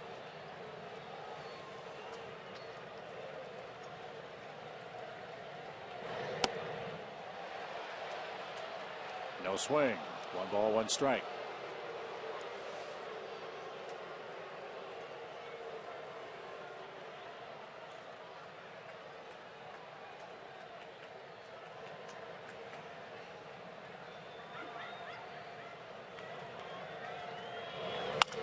Broken bat. Wilson in between. Feeds Dan Uggla. And the Braves get the second out. Another bat explodes. Another funny hop. Braun greeted with a chorus of boos as he heads to the Brewers dugout. And Kimbrel's 1 out away from a save. Jack was trying to give some ground here to play the hop, but he didn't get a good hop. But he was able to handle the in-betweener and still get the lead runner. And Dan Uggla saying the same thing. A nice play there because it was tricky. Beware the first pitch to Corey Hart. And another good first pitch slider.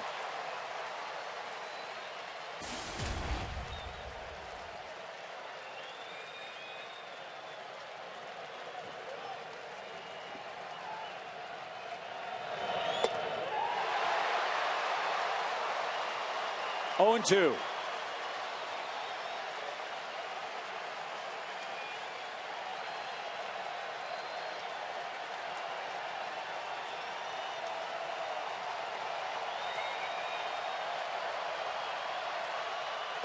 There's your ball game. The Braves win their home opener 10-8. Tonight's final score. Braves with a 3-game winning streak have won the first game of this series with the Central Division champion Milwaukee Brewers. Fun night at the ballpark. We'll try to talk to Brian McCann about tonight's Braves win when we come back to a raucous Turner Field in Atlanta.